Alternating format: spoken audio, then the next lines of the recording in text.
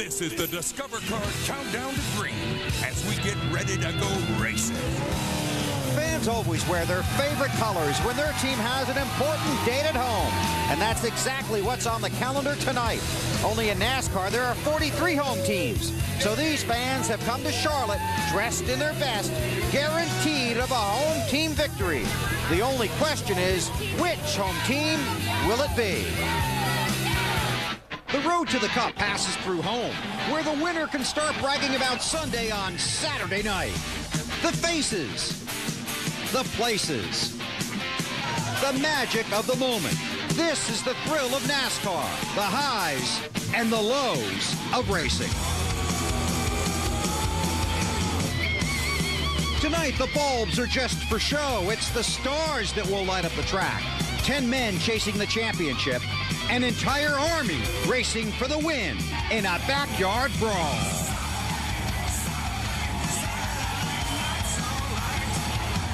Live from Charlotte, it's Saturday night.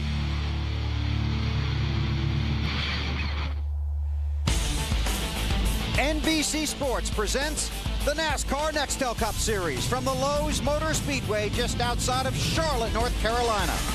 The stars of NASCAR getting ready for 500 miles of action, and the green flag is just 18 minutes from now.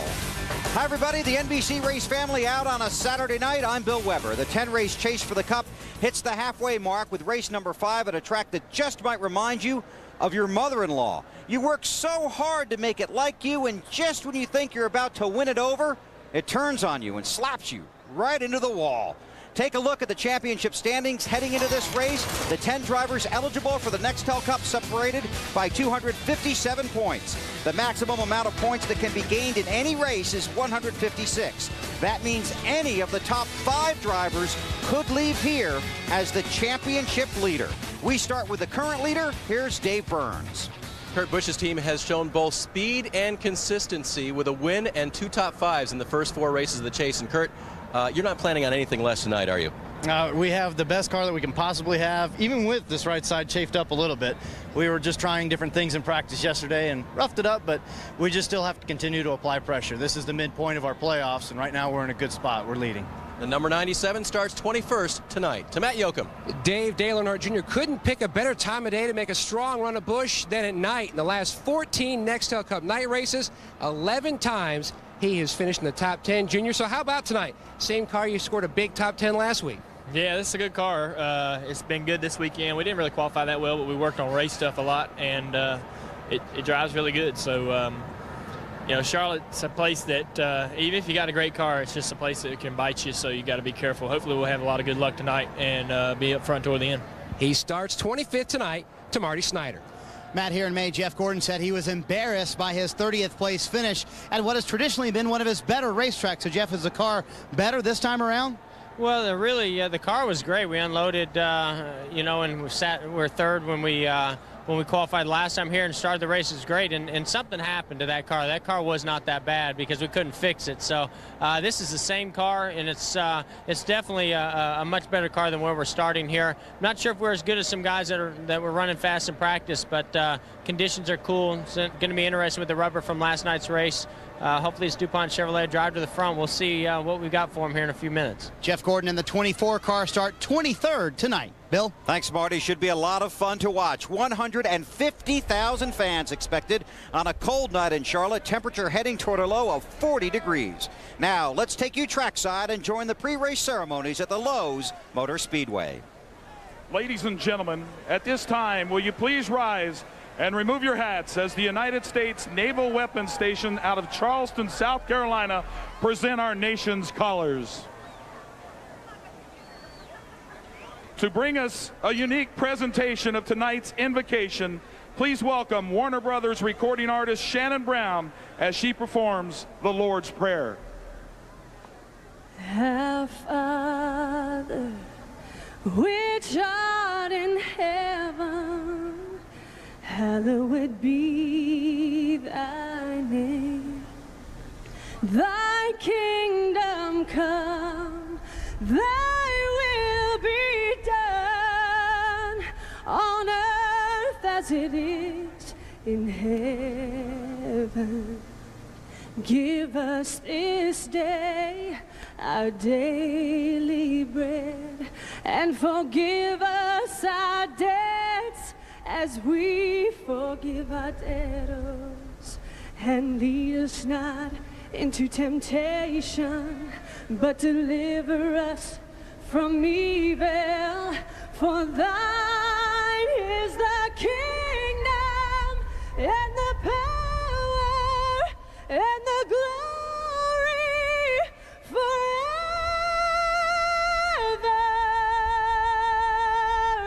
Amen.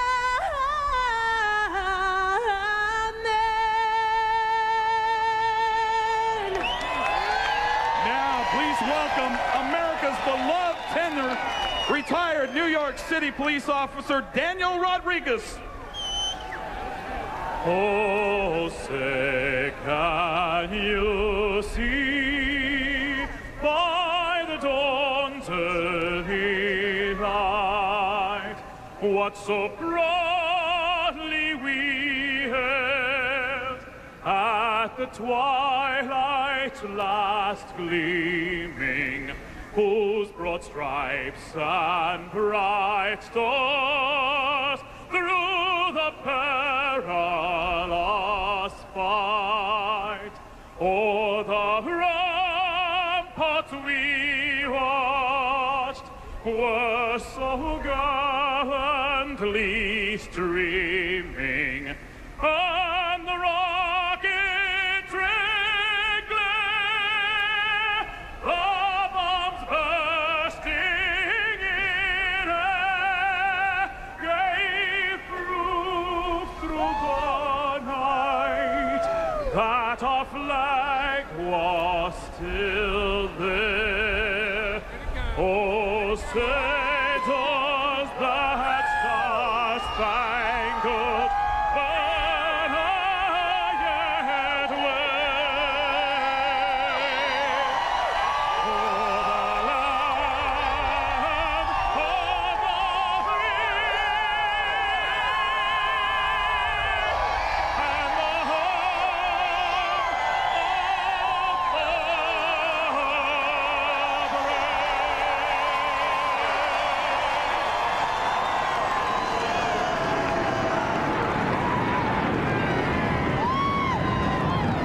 These players are ready for prime time, and so are the fans. There's no coin flip to see who gets the ball. Here, everybody starts on offense. The countdown is at 0, and the command from Charlotte is coming up next.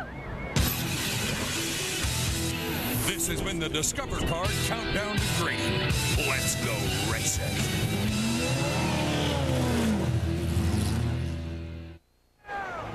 NBC Sports is ready for a little Rocktoberfest in North Carolina. It's almost cold enough to play ice hockey. And I can assure you these cars will be skating all over the track. And on that note, it's time to set it upstairs where our first line has been reunited. Wally Dellenbach, Benny Parsons, and back from his recent trip, our answer to Wayne Gretzky, our buddy, Alan Bestwick. Welcome back. Yeah, Gretzky, I'm not. Thanks, Bill. Great to be here, believe me. Let's talk about this race tonight. Something to watch for. The last 4 straight weeks, some of those 10 drivers contending for the Nextel Cup Championship have gotten in trouble. And Wally, you were on this racetrack last night. You know it's an easy place to find trouble. Everybody wants to build a mile and a half just like Charlotte, but you know what? This place it's unbelievable because it's so bumpy. There's no place like Charlotte. This is a rough racetrack. It's very hard to get your tires into the racetrack. Very bumpy in 3 and 4. And you're driving side by side with other cars, and they're doing the same thing. They're sliding all over the racetrack. So, yeah, this is a tough racetrack to get a hold of, and you can get in trouble here, BP. As a matter of fact, you can get in trouble by yourself, as witnessed by Kurt Busch in Happy Hour, the last practice session. Yesterday evening, comes off turn 4, runs in the wall. Last night, the NASCAR Busch Series, Joe Nemechek, the winner last week in Kansas, trying to pass Casey Mears, the leader, loses control, backs in the wall. So trouble is all around this racetrack. Something else you might look for later on tonight. The last 2 straight races here have featured very dramatic late lapse charges from well behind to win. We'll see if we get some more of those late lapse heroics as this night winds to a close. Great crowd on hand, a little bit chilly weather, good racing weather though, and let's go trackside to get this thing underway. Race fans, it's time. Please welcome the Grand Marshals for this evening's event, winners of the prestigious 2004 J.D. Power and Associates Initial Quality Study Gold Plant Awards from GM's Lansing Grand River Assembly Plant, Mike Reinerth, Merle Truman, Chris Sherman, and Art Baker. Gentlemen, start your engines!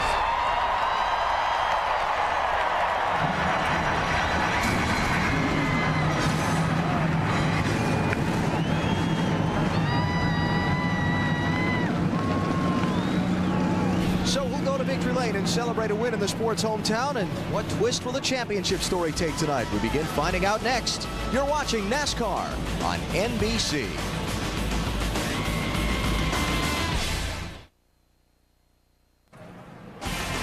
NBC Sports at Lowe's Motor Speedway, Charlotte, North Carolina for 500 miles of NASCAR Nextel Cup Series racing.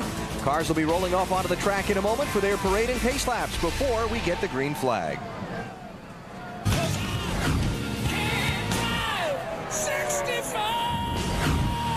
Budweiser, the official beer of NASCAR, proud to sponsor the Budweiser Pole Award, given to the fastest qualifier at each NASCAR Nextel Cup Series race. Ryan Newman, first driver ever to qualify at over 188 miles an hour here Thursday night, his 6th Bud Pole Award of the season.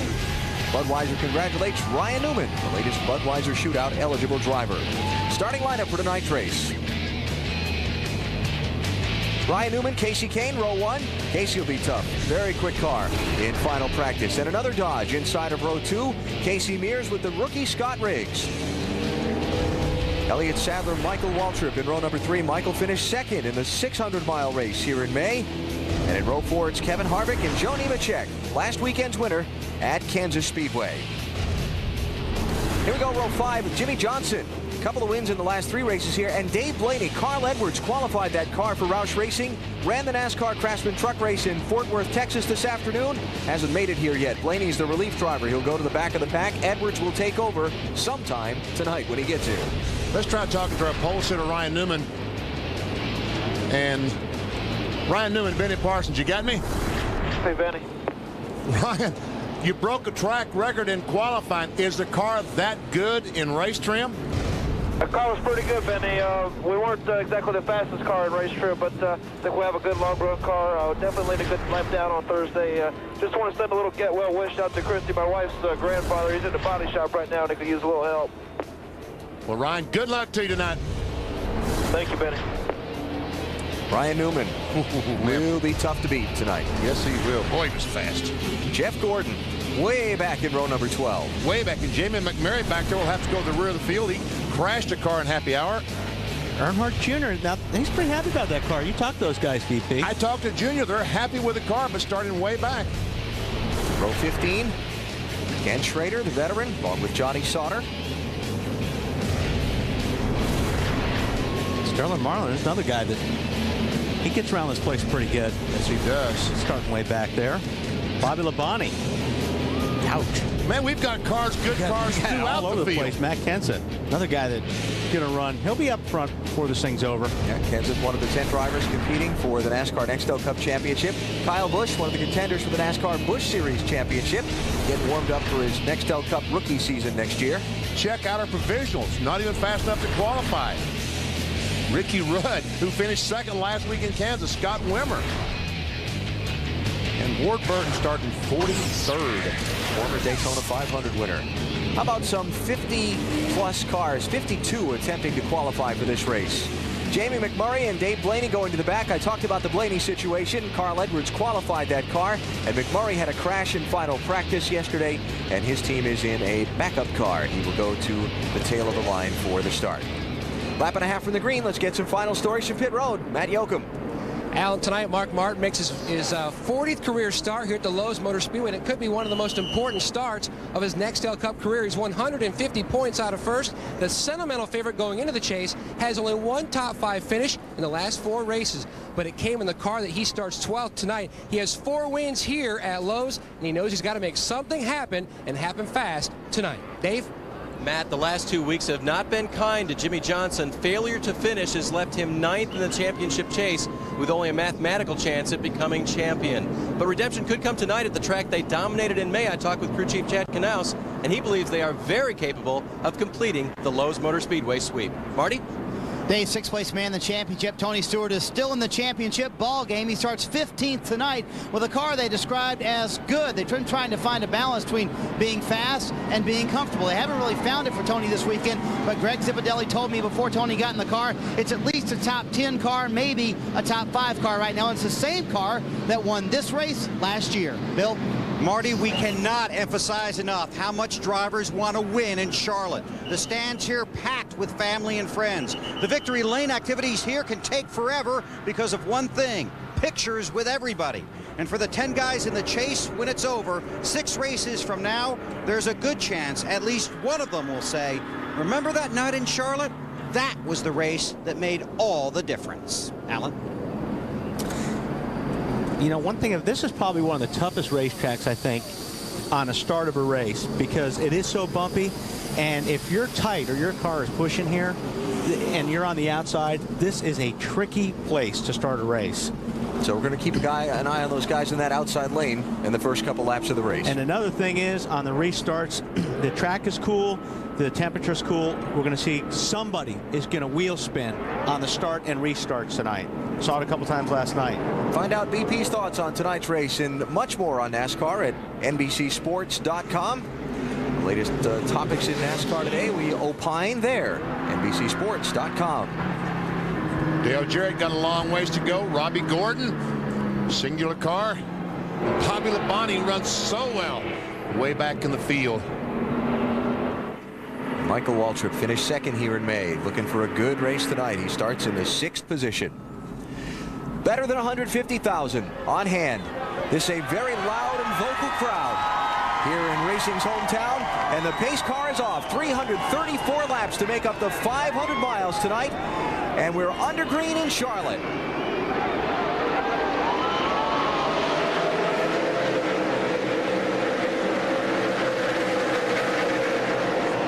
Already, the 10 car, Scott Riggs, we got another car. They're wrecking. Greg Biffle's in the wall.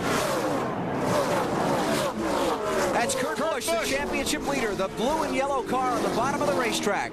How much damage? I don't think he got much damage out of that. We're in it. Right front got damaged pretty bad. He said the right front was damaged pretty bad. We see where the fender is bent a little bit. That's not too bad. I think he's going to get in there and they can pop that right out. It doesn't look as bad as his crash last night looked, and that is the same car that he wrecked in happy hour. He's got a little damage right there in the valence. See on the left, yeah, underneath the front of the car right there. Right Circle there. that, BP. Yeah. That may be just some tape. That's real important to get downforce on the car. Bill, you got some ideas for us on what happened? Just that Riggs said something locked up on the car. It was basically stuck in first gear. Would not shift to second gear. A lot of damage to Greg. Ouch. Tony Raines also involved. John Andretti involved. Scott Riggs, where it all started, who started on the outside of row 2 in the 10 car. Yeah, man, that is just a tough break for Scott. He had a good starting spot. See, he's trying to get out of the way right there. Then everybody comes in, and the guys in the back are going fast, got nowhere to go, and they just jam up. Was that Andretti that ran in the back? Yes, that was John Andretti, the 14 car. His first race with this team ran in the back of Biffle as Biffle tried to stop and avoid the 10.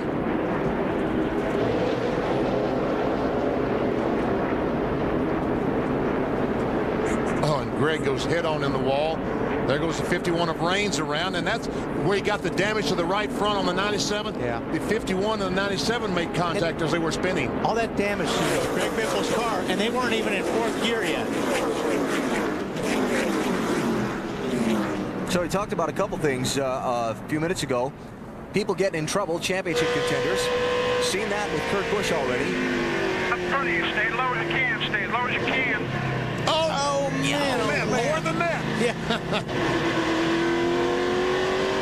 Dale Jr. Up top, blowing up, wreck it. Stay low, stay low, stay low. And hurry. Bill.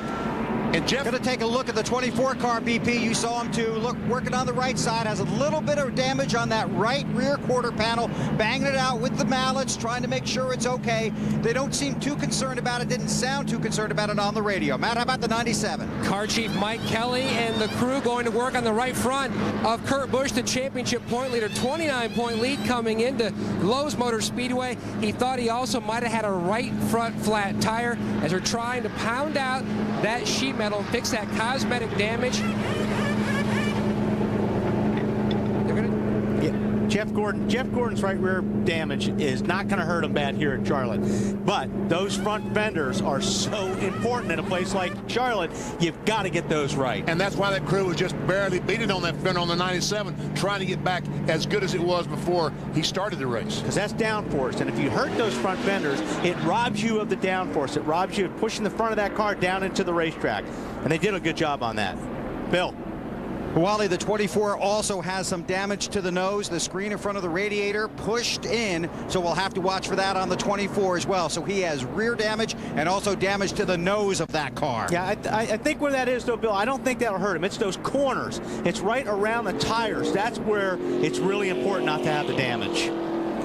So a couple of the 10 drivers contending for the Nextel Cup Championship involved in a wreck. Turn 1, lap 1. Didn't even get their races hardly underway here in Charlotte.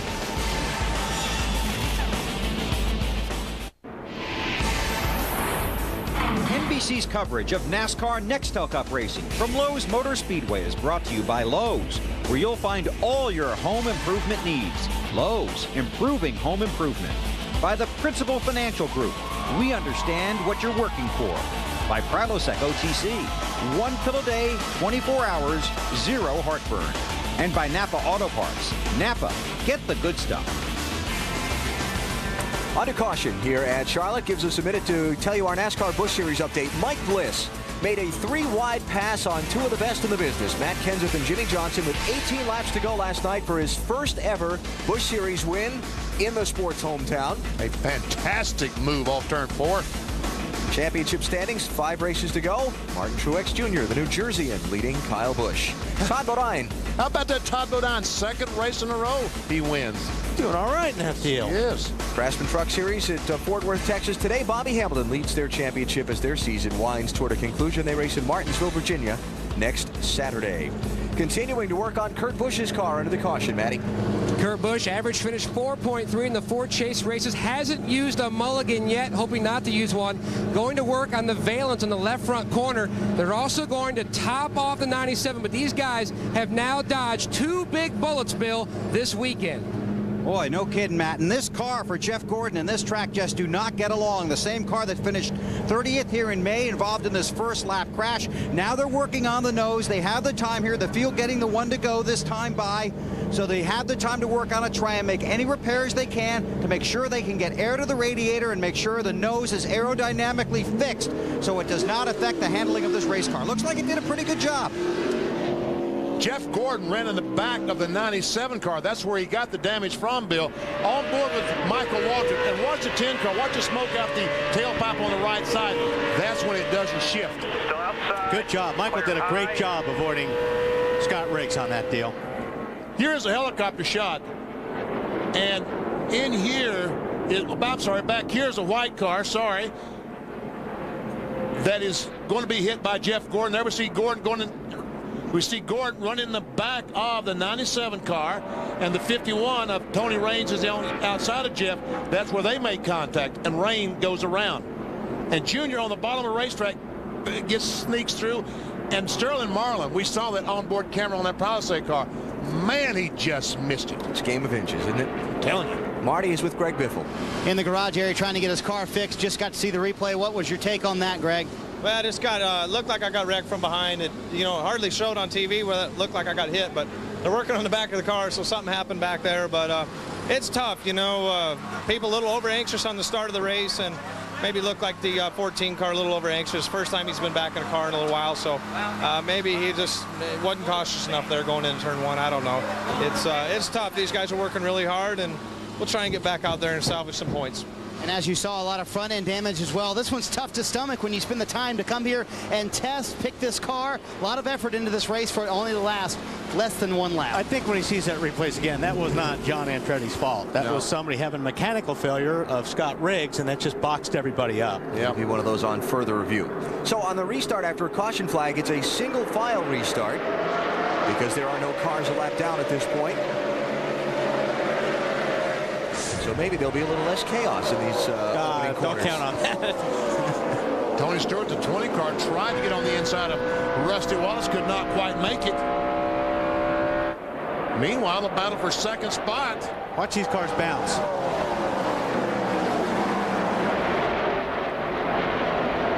Oh, got one in the wall. Jeff Fuller. Caution flag is out. Again? Again. Man.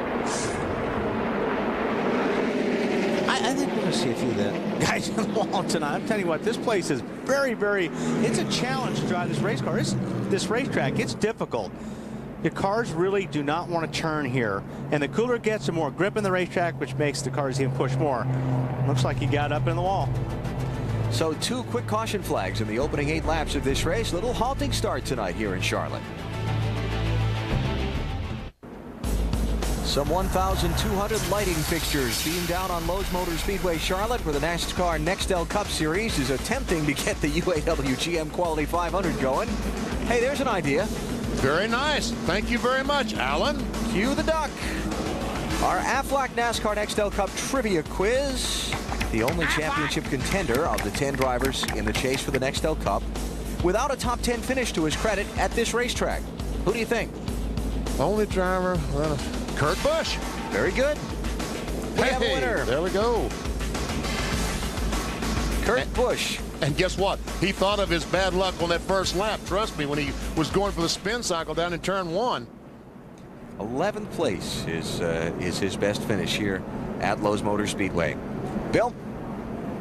Alan, always an advantage to have teammates on the racetrack at any race you might be in. This is Matt Kenseth's radio. His teammate is Kurt Busch. Here is their conversation under caution.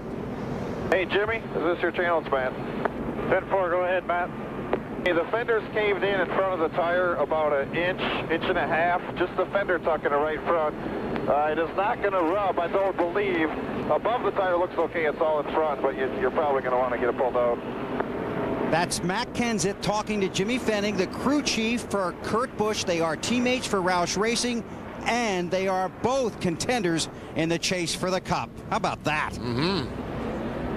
You know, but that happens with, although it happens with teammates, Bill, that happens with anything. I mean, if you bounce off a guy in any race or anything, they will, you know, you call up your spotter and you say, whoever you're running at, can you check so-and-so to check my car to see if it's okay? So everybody's taking care of each other on this racetrack. Ryan Newman is the leader as we continue to work the cleanup. Casey Mears second, Elliott Sadler third, Kasey Kahne fourth, and Kevin Harvick fifth. And what little racing we've had so far tonight. We've had about 1 lap total. Just a couple, yeah. Talk about the difficulty of this racetrack, and now the challenge for Kurt Busch and company. They've been in a wreck in the opening laps. They're going to be at the back of the field. Now they've got to kind of regroup mentally and calm down and go about the process of getting back to the front. They've got the night still to get it done.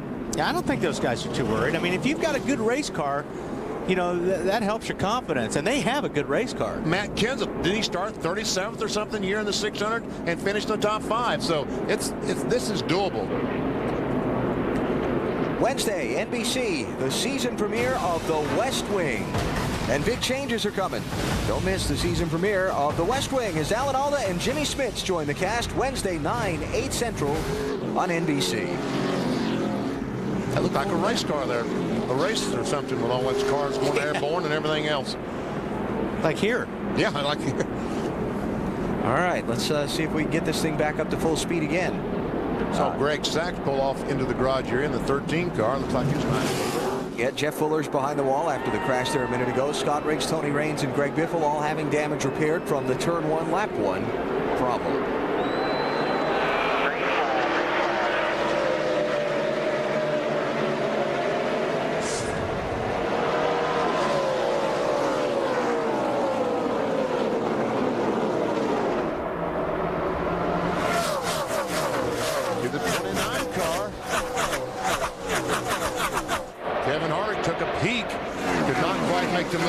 Kasey Kahne, the 9. I just didn't want to say anything until I got through those first couple of corners one time.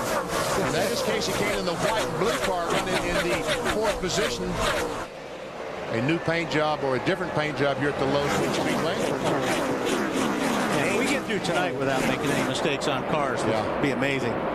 Here's second place. That's Elliott Sadler in the 38 car, diving down low underneath Casey Mears. Sadler in yesterday's final practice, very pleased with the performance of this car. Marty, it's showing strong in these few laps of racing we've had. And Elliott is so confident in this race car, Alan. He said this car works better than any car he's ever had. It's into the racetrack. And he described it, maybe while you can explain this a little bit, that all 4 tires are working together better than any car he's ever driven. It's a brand new car. They measured the Texas winning car, the California winning car, and made this one, and it's awfully good. Never saw the racetrack until Thursday. Yeah, that's what you're trying to do here, is get all 4 in. Everybody feels like they're running on their right front or the right rear on this racetrack. But if you can get the left side tires working on this racetrack where they feel like they're gripping, you're going to have a very, very comfortable car to drive here at Lowe's Speedway, because that's what you got to have. Got to have those left sides in the racetrack. First race for position, that's Bobby Hefflin Jr. in the 32, the bright orange tie ride. And Rusty Wallace, the former champion, trying to track him down. Tony Stewart in the 20 right behind them. Bobby Hamilton Jr. looks like he's a little bit tight getting into the corner. If that's the case, he will get past eventually. Matt, how about Tony Stewart? BP during the final practice session, Tony was complaining about a beep on his radio, but no one else on the team heard it. Under the last caution, he said to his spotter, Mark Robertson, if this radio goes out again, what are the signals for tight and loose? Mark said, hit the roof if it's tight, hit the door if it's loose. Yeah, but you can't do that anymore. It's hard to get your hand on the roof and on the, I guess you could put your fingers on the door, but the way these seats are, it's not like, you know, you could put your arm out the door or out the window. A little contact there between the 31 and 20. And we know there's not a lot of love lost there, so you know that 31 car, Robbie Gordon wants to get by that 20 as bad as any car on the racetrack. It's going to be for 13th place. And there's Junior, the 8 car. Different paint job this weekend as he tries to work his way towards the front. What's Junior saying, Dave? Well, Benny, does this car look any different than the car that started out this weekend? It had a red nose when it started here, and there was a little mix-up in what the paint scheme was supposed to be this weekend. So it was supposed to be this World Series scheme, and the guys worked for 3 hours last night after happy hour. The only thing that remained from the original colors was the 8, and they changed all the graphics on this car for the World Series scheme tonight. We're on board, Dale Jr., and you see how rough this place is. Watch Robbie's car right there in front. He slides up the racetrack. That's what happens. The cars, when they hit the bump, they just four-wheel slide up the track. Opens the door for Dale Jr. See if he can complete the pass. If you want something to watch for when the cars are coming down the backstretch and into turn 3, watch the tires in relation to the fender wells. Yeah. They look like they're on pogo sticks sometimes. And that's how it feels. So Junior makes the pass, gets by Robbie Gordon. Oh, here we go. Jimmie Johnson has that 48 car going towards the front as he goes by Mears. Bill? Flying toward the front, Benny, having a great run here, going for the sweep and looking strong early. You talk about guys bringing new cars and cars they've tested and all their new stuff they want to get to the track. This is the car that Jimmie has run in every points-paying Nextel Cup race he has been in at the Lowe's Motor Speedway. They've had tremendous success here. It went to victory lane, and now they're trying to do it again. Started 9th and moving in the right direction. Casey Mears' car looks like it may be a little bit tighter. It's getting a little bit tight. Looks like he's having a hard time turning that car. At second place changes hands. Kasey Kahne in the 9 is by Elliott Sadler. Kasey Kahne, the 9 car. We know how he loves that high groove. He moved to the top of the racetrack in 3 and 4, and he flew through that corner, just flew through it. While you're watching the scoring ticker come by on the top of the screen, the drivers whose names are highlighted in the Nextel yellow, those are the 10 drivers competing for the championship. And you're right, BP, that car's got a lot of grip on the high side, so he is, boy, he is catching and going to pass Ryan Newman here very quick. Here's Kurt Busch, your championship leader. We got one in trouble. Oh, Brian Vickers, look at that. Wow. That's sliding right across the start-finish line. That's coming off turn 4, and somebody did clear him, or he thought he was clearing some contact in the rear, probably. Sorry, guys. I should have just spun it out. Sorry about that. He tried to save it. Yeah, tried to save it. You get one shot at saving these cars. You know what I mean? Yeah. When it gets away, you get one shot, and if it hooks and goes the other way and you still try to save it, big trouble. See, you heard Brian talking to his crew. You see him there unhooking the safety equipment. Third caution of the race is out. Nasty crash. And let's see if we can see what might have happened to the 25. He's trying to go by Robbie Gordon in 31. And he's pushing. He pushed. He slid up the racetrack. He pushed into Robbie. And there we were just talking about it. You get one shot at saving these race cars. So, wow. Oh, man. West wing all over again. Yeah, I'm telling you what, that was a shot. But that's what happened. He just lost a nose. And this is a racetrack, too, where you'll get aero tight around other race cars. This is at full speed. Watch this. Oh, man. What we call a tank slapper. And Kurt Busch going through all that debris. Bobby Labonte's view. Careful. He ran over a lot of debris. He sure did. Got a driver change? Under the caution, Matt. Carl Edwards finished 9th at the truck race at Texas. Flew here, landed during the first caution. Quickly put his fire suit on, the Hans device, the helmet. Couldn't get here in time to get inside that race car into the last caution. He was sitting patiently on top of that pit box as Dave Blaney was running in the 29th position. He is set to go now. Oh, that was good. They didn't lose a lap. And the pace car wisely is taking the field down pit road while the work is going on the front stretch to clean up all the debris. Smart move. And because they're using the pit road to bring the cars through, the pit stalls are actually closed. So there should be no pit stops here. We'll take a break and come back to Charlotte in a minute. Back live at Lowe's Motor Speedway, Charlotte, you see the safer barrier, the steel and foam energy reduction barrier that's in front of the old concrete walls here. That's where Brian Vickers hit, and he has done a little bit of damage to that safer barrier that officials are out there attempting to repair quickly. You know, in auto racing, we use the term a great deal. He knocked the wall down. Well, guess what? He literally knocked the wall down. Check out the impact for Brian Vickers. See, Brian gets underneath Robbie Gordon. Tries to save it. It's what we call a tank slapper. And I mean, just slam that wall. I can see why he hurt the fence. So pit road is closed while they pick up all the damage and run the cars through there to allow these workers to repair the safer barrier. So we'll take a break. Come back to Charlotte in a minute.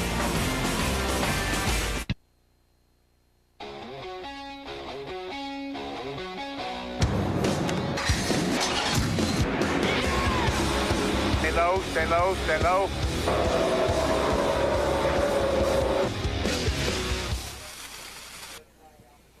The chase continues after a brief pause. Chase slowly continues. Cars are stopped on the back straightaway. The red flag has been displayed by NASCAR while the safer barrier along the front straightaway is repaired from where Brian Vickers impacted it moments ago. This would be the third caution period of the race and first red flag after 27 of 334 scheduled circuits. There you see the field all bunched up behind the pace car. NASCAR calling out from race control for pace car driver Brett Bodine to just hold them up. And you wonder why they park that way, because when they restart the race, if the car doesn't start, they just let the car roll down the hill, let the clutch out and start it that way. There are equipment and materials and people in place to make these repairs, so it's not going to be a lengthy delay. You see they had the people in the welding trucks and so on hand, so it shouldn't be that long. And while we wait them to finish the repairs and get the race back underway, let's hear from the driver who was just in the accident with Marty. And that's Brian Vickers. First of all, you all right? Yeah, I'm fine. Yeah, it's just, man, it's just been, it's definitely been a learning year, but it's been a couple of bad weeks here. We've, you know, I hate that happen. We were racing the 31 and coming off turn 4. I was already tight. I was real tight behind him, and a couple of times he kind of chopped me off and was blocking a little bit, and I guess that's racing. And coming off of turn 4, we just got together. I don't know. I haven't seen the replay yet if he came down a little bit. Or anyway, we touched his left rear, kind of got in my right front, and the car snapped. And I probably should have just spun it out if I had to do it all over again. I guess hindsight's 20/20. But I want to thank Jim AC and Diatech.com, all the people, all the support this year. It's really been a lot, and the guys, I hate it for the guys. They had a great car, but I think we're going to be good tonight, but it's just part of it. You know, next time maybe I should have spun it out, went to the grass instead of trying to save it. We're just glad to see that you're okay. Matt? Jimmy Finnick, we're only 27 laps in. You've dodged 2 big bullets this weekend so far. I'll tell you, you know, people don't realize how cold it is out there, and they got to give these tires a little heat to get them going. You know, got to be patient out there at the start. But yeah, fortunately, yesterday in practice, we lost air on the nose of the car and brushed the wall. And today we spun, and luckily nobody collected us. But this Irwin Ford Taurus is going to come to the front tonight. We have faith in it. What's Kurt saying about the car now after the cosmetic damage was repaired? It's just a little bit tight. But we tightened up to start this race because we didn't want to have no problems with it, and it's a long ways to go, so we'll start adjusting on it. He's running in the 26th position. Bill? Down here with Robbie Loomis, crew chief for Jeff Gordon, actually on the radio talking about explaining to Jeff what happened to Brian Vickers. Robbie, how about your car? You were involved in that caution on lap 1. Yeah, the DuPont Chevrolet, we got pretty fortunate down there, and I guess Biffle, somebody lost it in the crowd there. But the guys got it fixed up. The DuPont race team doing a great job, and right now our biggest concern has been temperature and making sure it doesn't run hot. So the nose, you think it's going to be okay? Yeah, it looks like we got that fixed up real well, and the guys got the back end fixed up. You know, somebody got in the back of us back there, and they all stacked up down there. So we just need some track position. I think the DuPont Chevrolet is running pretty well. Okay, we'll be watching. We were both listening to Jeff, who was talking on the radio while we were doing that. Bill, Dale Earnhardt Jr.'s crew this weekend didn't spend a lot of time working on qualifying setup. That's why they started 25th tonight. But they were fairly certain that their race setup would be very, very good. They run into some trouble early on, and here's Jr. talking about it under caution. Car really drives good. It's just rough in the front. Bounces real bad across the bumps. It feels like it's just totally no suspension there. It's just solid.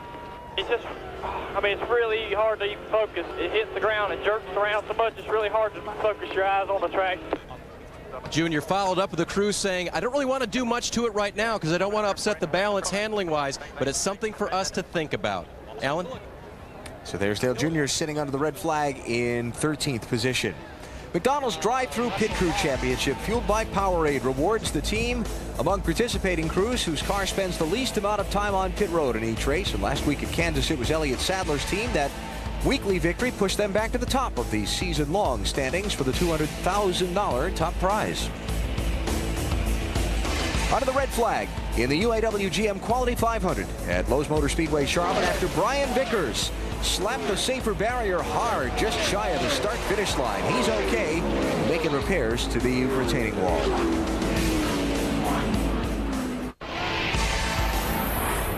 NBC's coverage of NASCAR Nextel Cup racing from Lowe's Motor Speedway is brought to you by Nextel Coast-to-Coast Walkie-Talkie.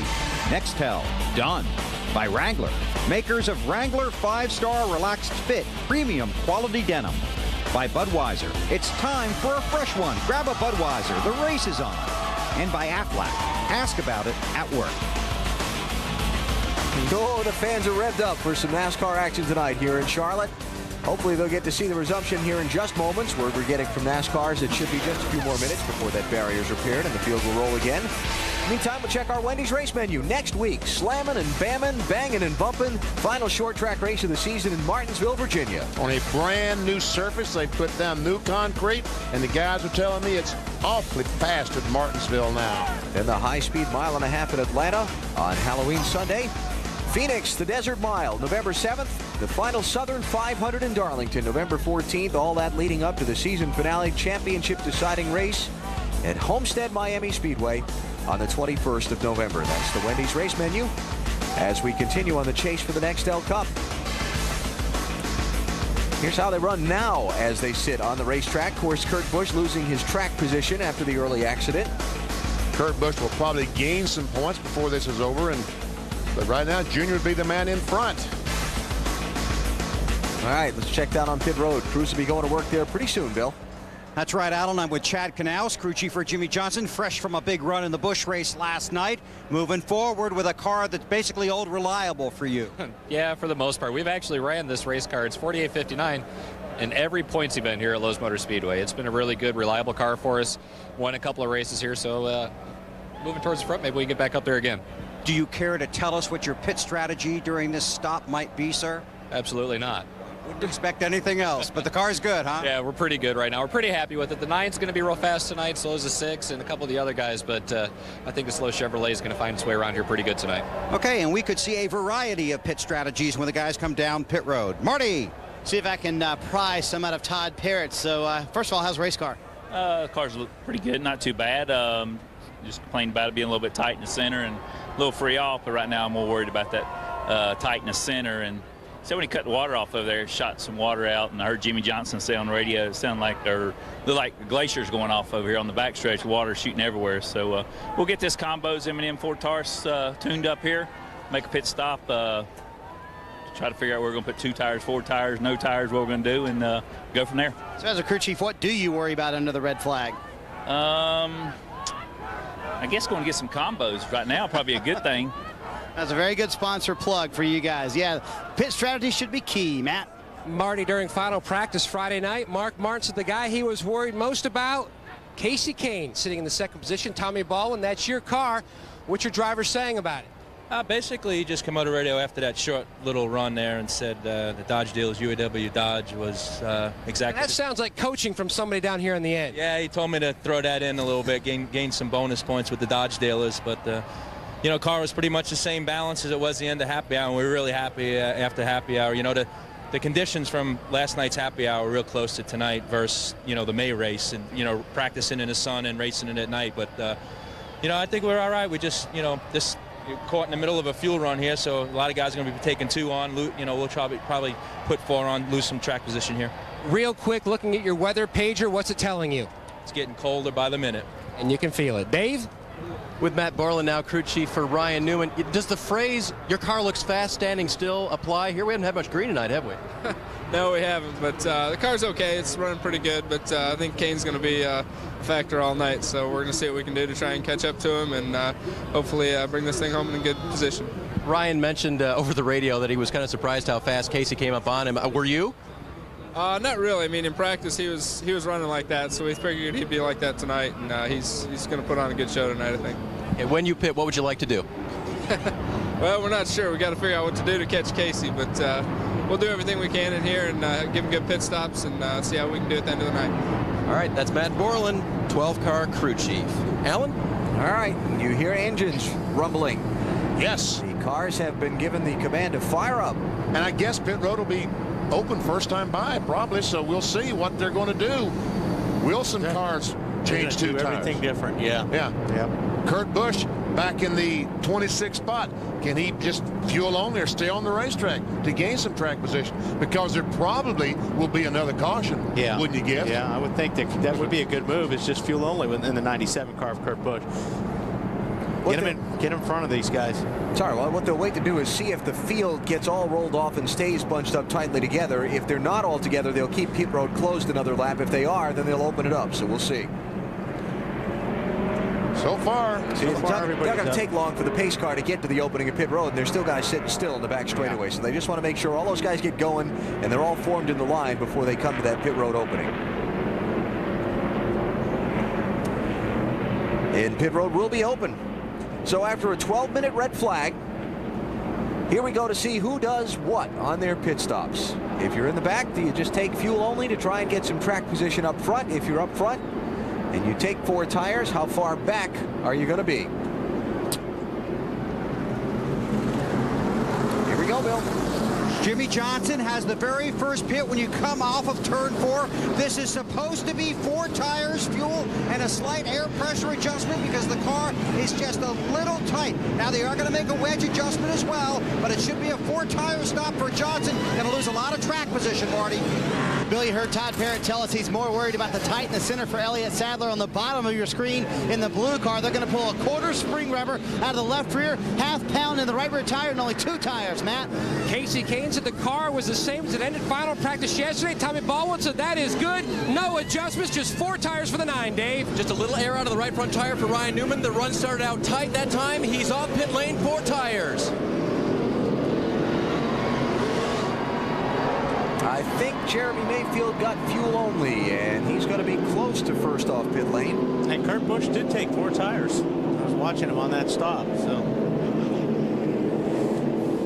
let's check. Elliott Sadler or Jeremy Mayfield? Who's it going to be? There it is. 38. Wow.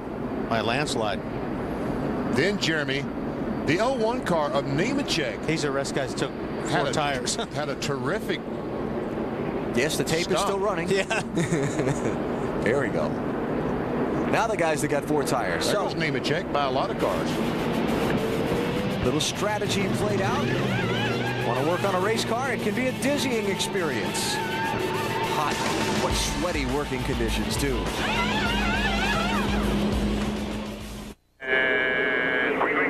Green flag is in the air here at Lowe's Motor Speedway, Charlotte. Back underway with Elliott Sadler, the new race leader. 29 car Harvick down to the outside, goes by the 01 of Nemechek, and is trying to go by the 9 car of Kasey Kahne and done.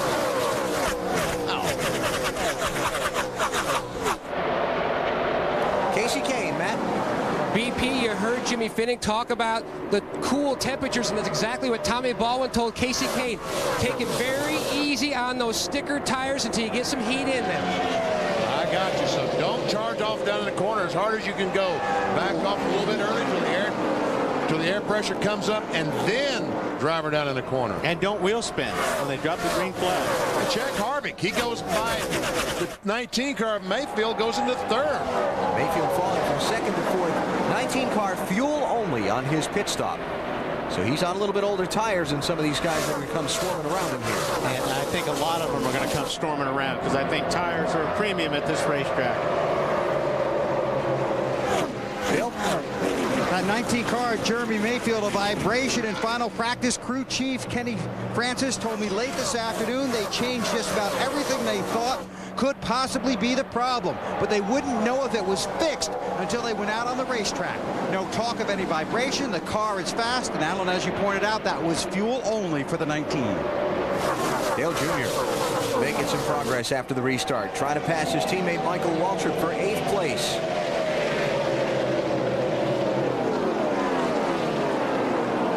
Blue car is Casey Mears of 41. Kenseth on the inside in the 17 car trying to get by in the yellow car. Got a whole swarm of them here. Yeah, they do. Earnhardt Jr.'s car looked real good on the bottom of the racetrack right there. Here's Rusty Wallace trying to get underneath Michael Waltrip. Wallace in the 2. And that'd be for 9th place. Mark Martin down there. There goes Tony Stewart, and Tony's been working the high side the last since the restart. He's passed 2 or 3 cars up on the high side, which is unusual for Tony. Tony Stewart been on the outside is a story. Junior goes by Mayfield, gets another spot. That is what, 7th position? Yes, sir. I think Jeremy's going to be wishing he took tires because look out! Look he's out, sliding all over the racetrack right now. Michael Waltrip's probably wishing Mayfield took tires there too. Yeah, yeah, because Michael had to back out of it. And who's that up on him right now? Casey Mears. Casey Mears.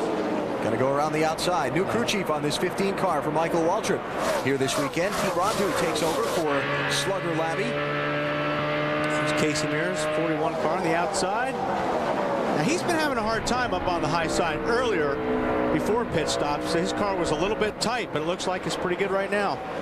Check Harvick out. Getting passed by Kasey Kahne, the 9 car, and Kasey Kahne did it on the inside. Bill, what's going on? Hey, Benny, that 29 car, that team has struggled all year, wouldn't you say? Yes, they have. And you know how we always talk about attitude? You still have to have the right attitude? Well, I talked to Todd Berrier today. He said, we're still happy. We're still joking. We didn't have to hide all the sharp tools and instruments at the shop. We think this is a really good car. It's the car they finished 8th with at Indianapolis. His words to me this afternoon, about 2 hours before this race, we're going to be pretty good. They are pretty good. Kevin Harvick running in 4th place. He started in 7th. Kevin with only 4 top 5 finishes this entire season. Statistical backup of they've struggled. How about last week's winner, Marty? Talk about a team with some momentum, Alan. 13-3 on the pit stop for Joe Nemechek, and that was a 4-tire stop car, just a little bit tight. They did go up on the track bar, and there's a battle for the lead. Ryan Newman, the 12 car, fastest qualifier on Friday. On Thursday, actually, has caught the 38. I thought he was going to pass him off turn 4. Said, nah, okay, I'll wait a lap or so. You don't hear a lot of aerotight stuff here, BP. You know that running here yourself. The cars like the free air. and you need all the air you can. Now, if you can get on the bottom of the 38 car, like he's trying right now, hopefully he can get enough downforce on the nose, but it's tough right there, side by side, off of turn 4, making a pass. So we got one with an aero advantage, which is the leader, Elliott Sadler, but we got one with a tire advantage. Right. Because the Elliott Sadler only took right side tires on his stop. Marty? And that's exactly right, Alan. That's what Elliott said when he left pit road. They thought everybody was going to take 2 tires, and they said, well, now we'll show everybody whether 2 tires or 4 tires is best tonight. Dave? 12th car of Ryan Newman as he goes to the high side now to look around the 38. Yesterday in final practice, they only got the longest run of 20 laps. They wanted to get about 30, but they had some issues that kept them from doing that. So they're not quite sure what it'll do on the longer run as we go into later tonight. Matt? Dave, it didn't really matter what Newman or the 38 of Elliott Sadler were going to do on their stop. Tommy Baldwin was sticking to his original game plan, going with 4 sticker tires. They didn't make any adjustments on that race car. That car is really, really fast. You can add 2 or 3 more really in that, Matt, because yes, the 9 car has gone by the 12 and trying to chase down the 38, and it won't be but a lap or so. And if you're new to NASCAR, the phrase sticker tires, when a tire comes out of the Goodyear trailers brand new, it has a sticker on it. So how you can tell a car's got a new tire when it rolls onto the racetrack, you see that sticker rolling around for a minute or so. Man, he is fast. Kasey Kahne is fast. He is fast through the center.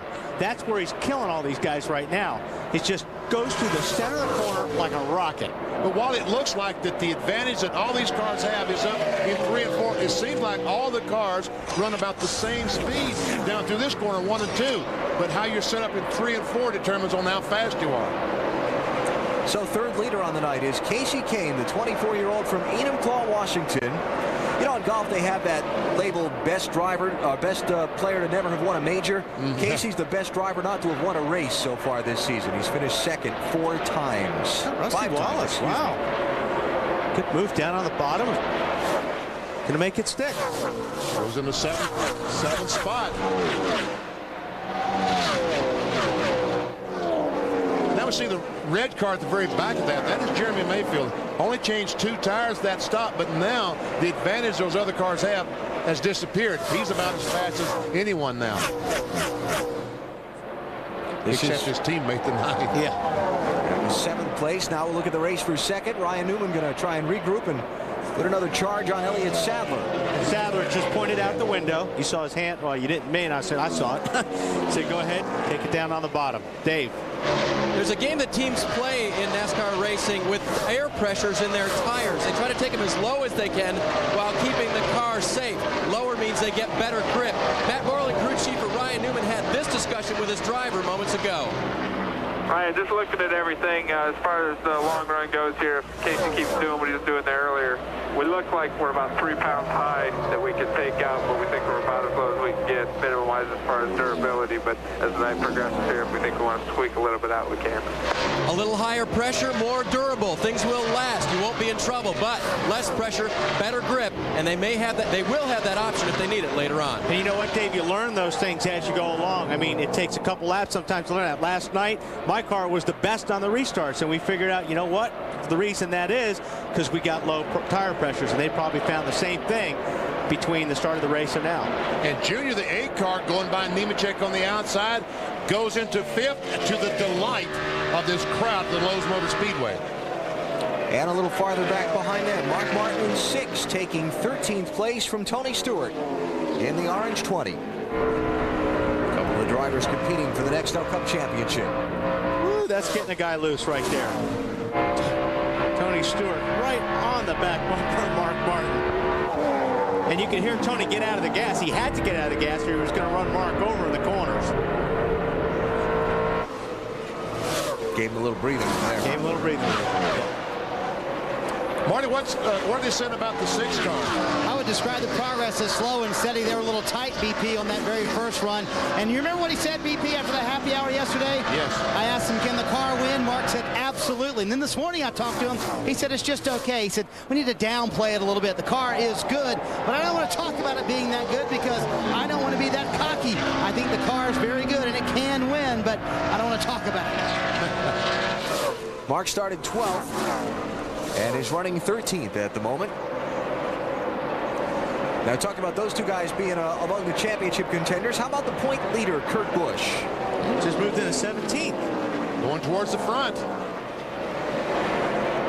Remember, Kurt went all the way to the back of the field after getting involved in a wreck, turn 1, lap 1. Matt? This was one of those racetracks where they had a big question mark. He's never finished better than 11th here at the Lowe's Motor Speedway. Dodged 2 bullets like we've documented earlier on the past run. He said the car was both tight and loose. They made some adjustments, but they also worked on that left front corner again, BP, trying to work on that valence. Yeah, because when he spun down off the racetrack and hit the apron with the left front, that's when he damaged that left front fender that Matt was talking about. They keep working on trying to get it back the way it was. And what you want to do is you want to try to seal the air. You want the nose right on the racetrack. That helps suck the nose down to the racetrack right there. There's a great shot of it right there. If you have a hole in the valence, it won't do that, and you won't have as much grip. 6th place, Rusty Wallace moving forward. Just took it from Joe Nemechek. The 2 car is on the move. Started back in 14th. There's your leader, Kasey Kahne. 14th in the championship standings. He can't win the title this year, but he can still accomplish his season's goals. Winning a race, finishing in the top 15 in points. He's out in front in Charlotte tonight.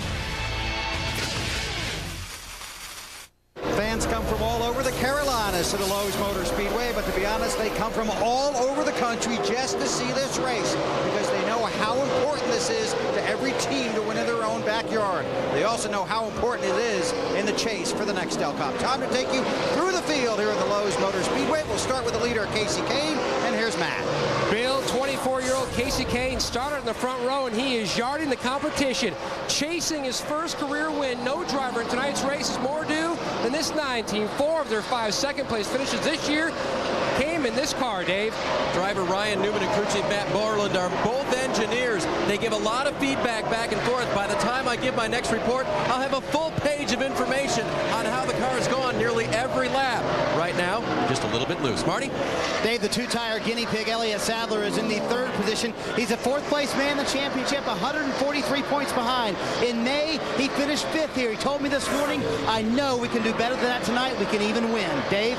Last week in Kansas, Dale Earnhardt Jr. had his 5th straight top 10. That ties a personal best for him. He called Kansas a problem track, so a finish of 9th made them very happy. Bill? The 48 car of Jimmie Johnson, a good run so far. They took 4 tires on their stop. Johnson 9th in the chase for the Cup, desperately needs points. Getting married in the offseason, hoping for a really big December and January. Dave? Rusty Wallace did something yesterday that he hardly ever does. His crew was shocked when he stopped practicing early in the final practice. 15 minutes to go, Rusty said, we've got it good. Let's park it. Bill? Dave, Jeremy Mayfield took fuel only on his last stop. As we saw, he started slipping backwards. Now again, he's moving forward. This is a kid that used to paint signs at a short track in Kentucky. Now he's trying to make big news here at the Lowe's Motor Speedway. Behind him, the 17 of Matt Kenseth. His crew chief Robbie Reiser told me this afternoon pit stops will be big for his team. They haven't been the usual strong pit stops they've had recently. Well, their first one, just over 13 seconds. They picked up 4 spots, Marty.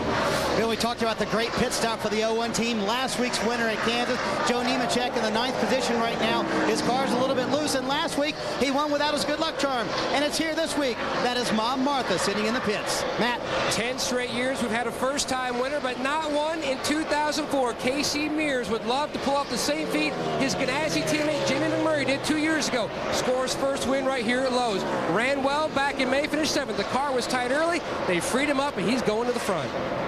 There are the top 10 of 30 drivers that are on the lead lap as we approach the 100-mile mark of tonight's 500-mile race. A little bit of a halting start. 3 cautions in the first 24 laps. Now an extended green flag run. Continue to go through the field with 11th place Mark Martin. Marty? Alan, if there's a sentimental favorite to win the first ever Nextel Cup, it is Mark Martin, and here he comes. He's in the 11th position. Car starts a little bit loose, gets better as he goes along. He has 6 races to make up 150 points. Dave?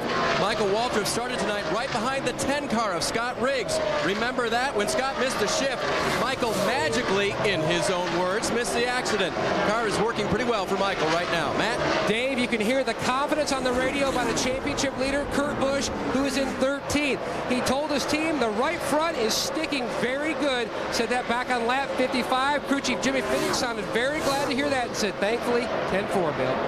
Matt, the 29 car of Kevin Harvick, disappointing finish at Kansas last week, 35th. Looking to rebound here tonight in that throwback paint scheme for Richard Childress Racing. He fell to 13th in the championship standings, but he believes they can get to 11th. That's worth $1 million, Marty. And the man in 11th right now is Jamie Mcmurray, and Matt, his teammate, is in front of you on pit road. Casey Mears working on his great top 10 run tonight. Came on the radio, said, I think I've got a flat tire. They're diagnosing it as a possible flat left rear tire. He's down and away. And Tony Stewart won here 1 year ago in the Home Depot car. Knows that he's got to make a strong push to keep himself in that title fight. 5 of his 19 career wins, Dave, came in the last 2 months of the season. He needs a win and needs it now. This retro paint scheme honors Richard Childress Racing's first win with driver Ricky Rudd at Riverside in 1983. I asked this driver, Jeff Burton, what he was doing in '83. He said racing go-karts. I was also 16 years old, and that was the first year that I sat in a stock car and raced locally. Marty? Let me pick it up on the 88, Dave. That's Dale Jarrett in the UPS Ford car. Was tight before the last stop. Dale says the car is not that bad right now. Trying to move forward in the field. Former series champion looking for a strong finish. And he is in that hunt for 11. Further down pit road to Matt. And Robbie Gordon trying to get back into victory lane, a place he hasn't been in over a year. He's using the colors tonight that Dale Earnhardt had on his car at the Winston Select All-Star race back in 1995. It has not been a good night, Marty. The car had a vibration early. It's been both tight and loose. Bucks at home, do not adjust the color on your television set. That is Sterling Marlin in a purple car. Indeed it is. With his old buddy, Tony Glover, back as crew chief this week. Car's pretty good. They started 31st. They're up to 19th. Car just a little bit tight. Bill? That's rookie Kyle Busch in the 84 car. He's racing for the Busch Series Championship as well. Tonight making a start of the Nextel Cup Series. Next season, a full-time ride in Nextel Cup for the Hendrick Motorsports operation, replacing Terry Labonte. Tonight, trying to get himself a solid top 10 finish. Now let's check on some of the guys in the chase for the championship. That's Jeff Gordon in the same car that finished 30th here in May. Gordon right now running 30th, and here is why. Big trouble here, guys. Bear pray for a caution. This thing's getting really bad. Gordon has been talking about this car for many, many laps. It's not what they were looking for. Back upstairs. BP, I think it's time to make that a show car. Yeah, exactly. If he finished third, and he's already been lapped by Kasey Kahne. And he's not, and he wouldn't even be the lucky dog if the yellow came out, because Kasey Kahne is lapping guys like crazy right now, all the way up to 25th. In addition to Jeff Gordon, whoa, look at this. Matt Kenseth and Jimmie Johnson racing for position got tangled up there with the Scott River car, it looked like. Everybody got away okay, but Jimmie Johnson moves up to 6th place, and Kenseth slides back to 7th. Just past 100 miles in the Uaw Gm Quality 500, Kasey Kahne is the race leader. Ryan Newman 1.6 seconds behind him.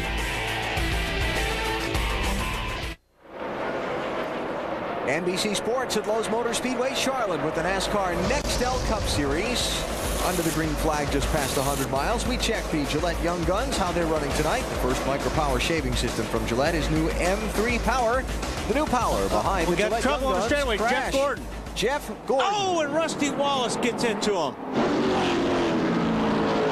Oh, Rusty was running so good. Had a great run going. Rusty Wallace just passed Earnhardt for 5th position. Here we got left rear damage here, guys.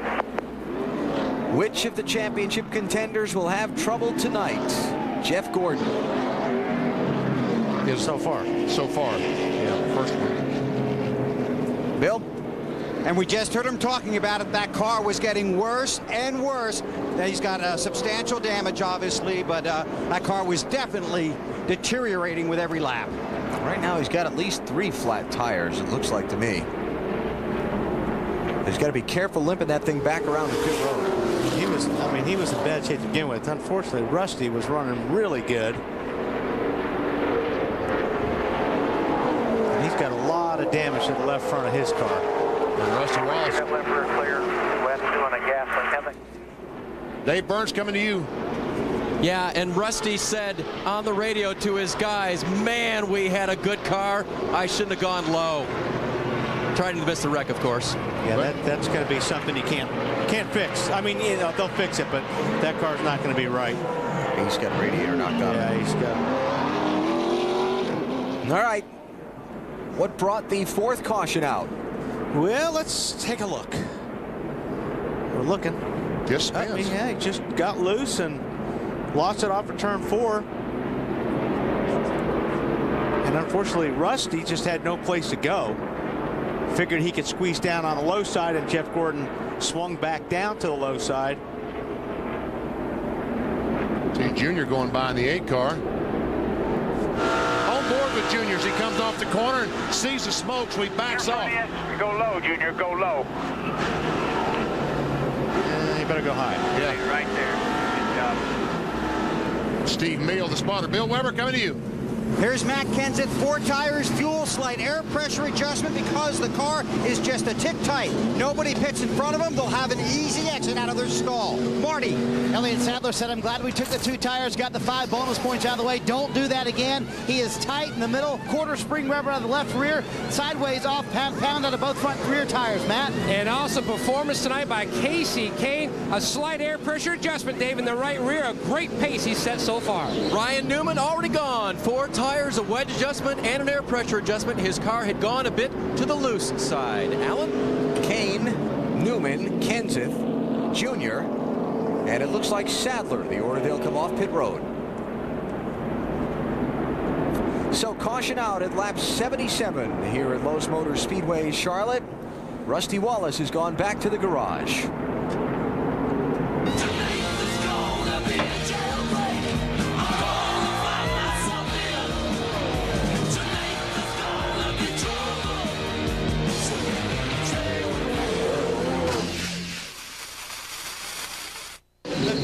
Kasey Kahne got him out first. He leads at Lowe's. Let's meet the guys that did the work on pit road. Tommy Baldwin, crew chief, Bellport, New York. Scott Reiniger, front tire carrier, Statesville, North Carolina. Nick Odell, front tire changer, Springfield, Illinois. Todd Colburn, Jackman, Saline, Ohio. Eric Wakeland, rear tire carrier, Plymouth, Indiana. Joe Krushek, rear tire changer, Piers, Minnesota. Rodney Rhodes, gas man, Hickory, Virginia. Steve Lawrence, catch can, Long Island, New York. Greg Miller, pit crew coach, Akron, Ohio. Their driver Kasey Kahne brings the field down for the restart.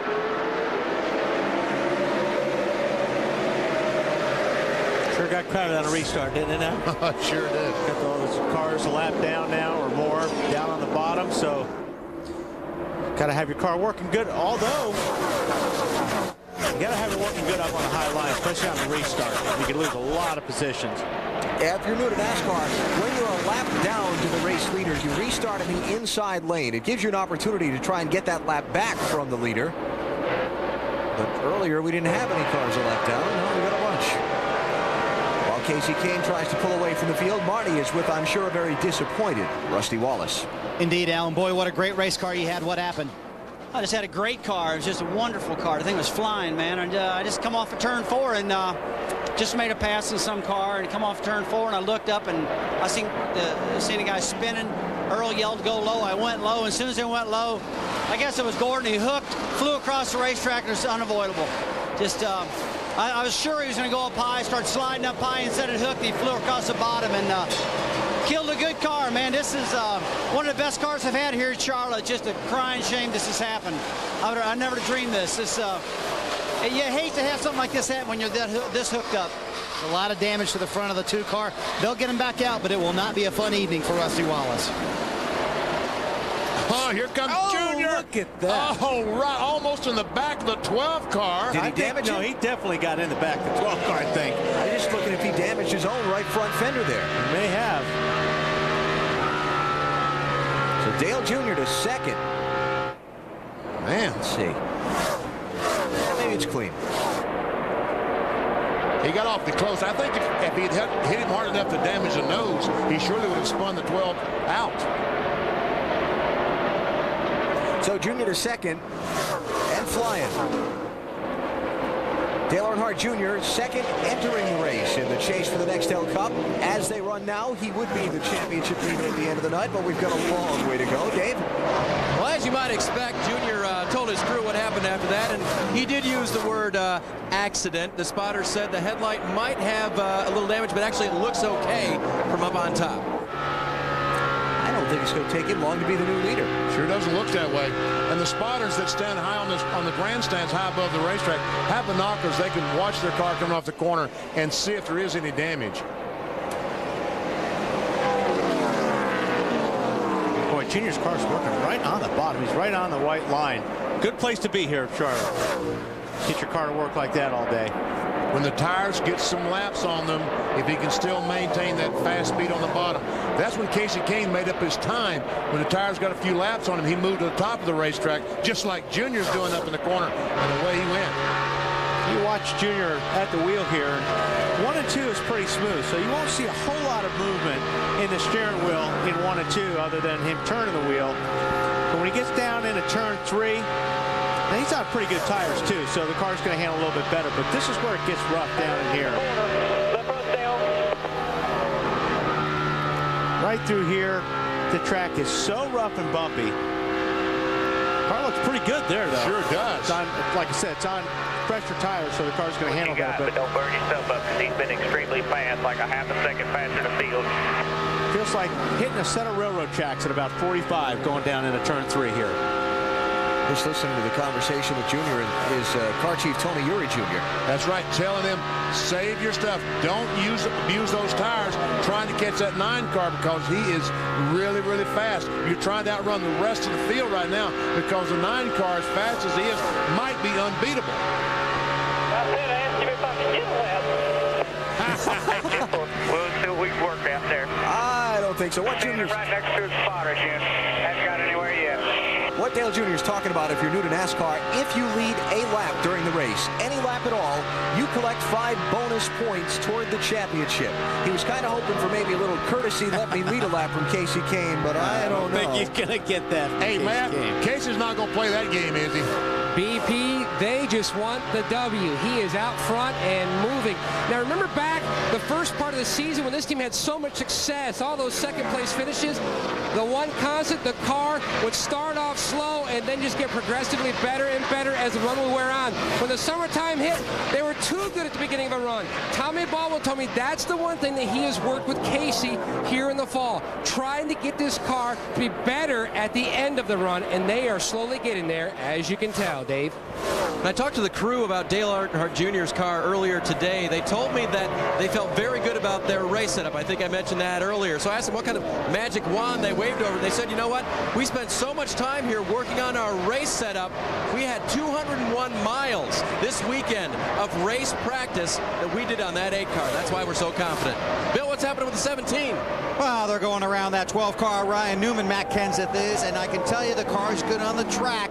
But one thing we are going to keep track of tonight, their pit stops. Robbie Reiser, as we talked about, was concerned about him. The last one under 13 seconds. So he's picking up spots on pit road and picking up spots on the racetrack, Dave. The 12 car of Ryan Newman was loose when he came in for that pit stop, Bill.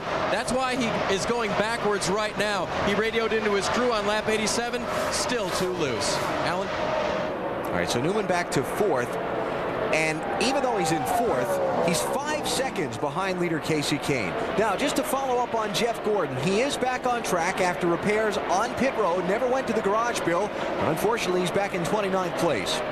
Alan, this is a night race for everybody, but a nightmare for Jeff Gordon. Had to pit 3 times, extensive damage to the rear of the car. Robbie Loomis, his crew chief, told him, okay, you're repaired, you're good to go, but he's not going too far, too fast right now. Very disappointing night for the guy that came in 3rd in the chase for the Cup. Look at this mess. Yeah, and it's been going on for the last few laps. We'll see Jimmie Johnson on the inside of Mark Martin. Johnson in 48, Mark Martin in 6th.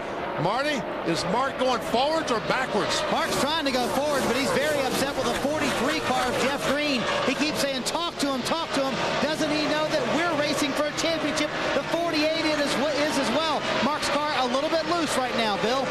Marty did a lot of work work on that 48 car. Jimmie Johnson took a spring rubber out of the rear, made a track bar adjustment, 4 tires. The car was loose, so they also added some wedge. Looked like all that work might be paying off, Burns.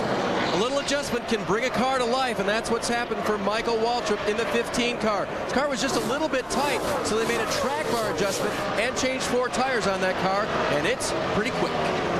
So Michael in 10th, Mark Martin 9th, Jimmie Johnson 8th. As you look ahead from Waltrip's view, problem for all these guys is Kasey Kahne and Dale Jr. have checked out. Kahne out in front of Jr. by 2.5 seconds, out in front of 3rd place Matt Kenseth by 5.5.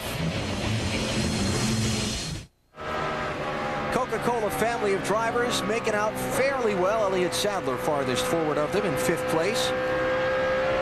See Tony Stewart up into the top 15, and Kurt Busch, championship leader, starting the night. Remember, turn 1, lap 1, the wreck. Very nice rally. And Kyle Petty, back in 30th, the last of the Coke drivers. On board with Dale Jarrett, and tell you what, up to 12th spot from provisional land. Very nice. This guy's gone. He is. Man, is he fast. Got this little paint job on it. You can't really see the detail at speed, but it's got barbed wire all through, decals and things like that. Well, that is one tough car tonight. He is like 4/10, 5/10 of a second faster than the 2nd place car. Didn't barbed wire tame the West? Well, Kasey Kahne is going to tame this field at the Lowe's Motor Speedway. There's a barbed wire right across the bottom of the hood, Matt. AB, that barbed wire is one huge body wrap decal, BP, and you know a lot about that. It took the team 14 hours from start to finish to put that decal on, and that car is just fast. He says it's just a tick on the free side. Tommy Baldwin calling out lap times, not of the 2nd place car, Dale Jr., but of the 17. That's their biggest concern. They think he is their biggest competition. Well, Matt, the last lap, the 17 was a little bit faster than Kasey Kahne.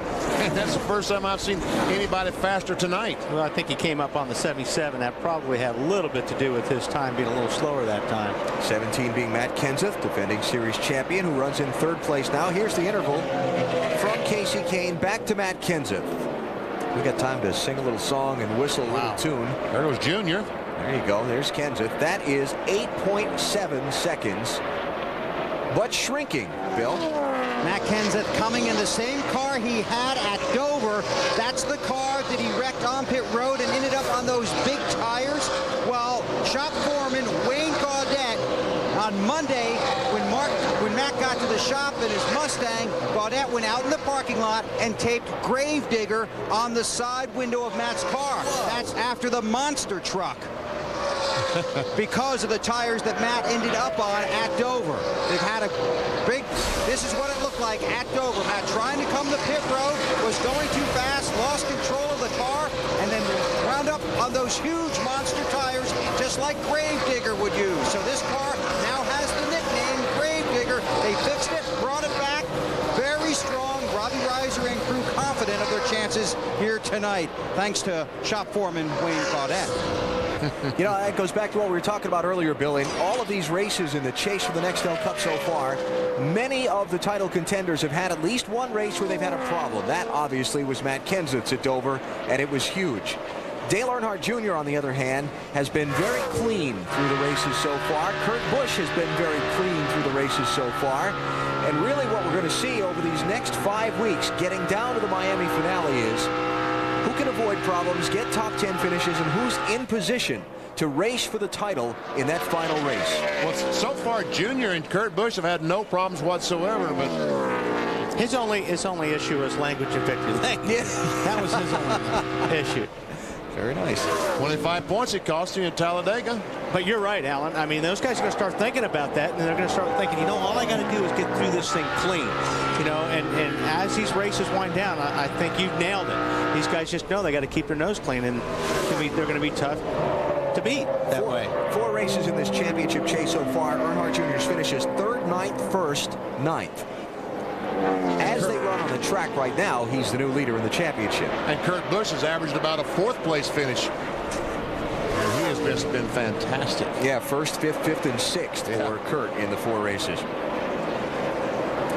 So there's Earnhardt Jr. running in second now, 5.1 seconds behind Kasey Kahne. And what a rally tonight for Kurt Busch. Talk about things championships are made of. Overcoming adversity. Turn 1, lap 1. Spun around and damaged. Look at, there's a big gap behind the front of the 97 car. Look at behind the left front. Yeah. There's body damage there, and you would think that would really upset the car aero-wise, but it doesn't seem to be affecting him a whole lot. He is racing the 88 of Dale Jarrett for that position. Bobby Labonte in 18 is a lap down, lets them go. And that's a race for 12th spot. What a rally for Kurt Busch and that team. Tell you what, this 97, they are a great team because Jimmy Finning believes in his young driver. He thinks that he's the best wheelman out there. They really complement each other. Jimmy Finning and Kurt Busch do. They're a good match. Hey, Matt, what's going on with Tony Stewart? I mean, all of a sudden, Jeff Gordon passed him in one on. BP, they thought they were going to have a great race car tonight. A lot of people expected him to have another run like he did here last year when he won, but the car is just bad loose. He told the team, you can really work anywhere you want on this race car. It is just horrible all the way through the corner. That's bad loose. That's Jeff Gordon up in front of Tony that, as I said, passed him in one on. And you can't be loose here. I mean, you can be a little bit tight here, and you can work the throttle to prevent knocking down the wall. But if you're loose here, especially getting into the corner, and that corner right there, turn 3, it's terrifying. It's very scary to be loose going into the corners here at Low Speedway. While we're on board Tony's car, let's get our Home Depot virtual garage fired up and tell you what loose means. Want to talk about, you can't drive it because it's too terrifying. You go down in the corner, everything, the tires are gripping well, all 4 tires gripping, we see green, then all of a sudden the rear tires get too hot. The front sticks well, but the back end just slides out. And as I said, when it's loose, you're going to back in the wall. When it's tight, you're going to hit the wall with the front. But right now, that loose is backing it in. And the thing is, when you're loose here, if the car gets a little bit sideways getting in, then you hit the bump. That takes even more traction off the rear, and it's a yahoo. And Newman about to lose another spot as Jeremy Mayfield goes by and takes over the 4th position. It's been a nice little run up here through traffic for Jeremy Mayfield, BP, from 6th to 5th and now to 4th over these last 5 laps. Kasey Kahne well out in front of this race as we approach the 200-mile mark from Charlotte. You're watching NASCAR on NBC.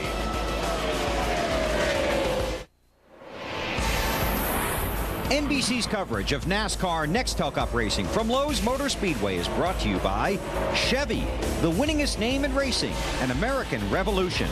By Craftsman, the official tools of NASCAR. Available at Sears, Craftsman makes anything possible. By new M3 Power from Gillette, the new power behind the Gillette Young Guns. And by Discover Card. It pays to discover. Caution flag has just come out at Lowe's Motor Speedway, Charlotte. It's going to be a short night for Carl Edwards. Oh, man.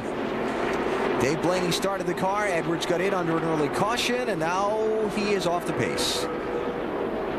Getting off turn 4 like he might have touched the wall. We see, I think he did hit the wall off turn 4.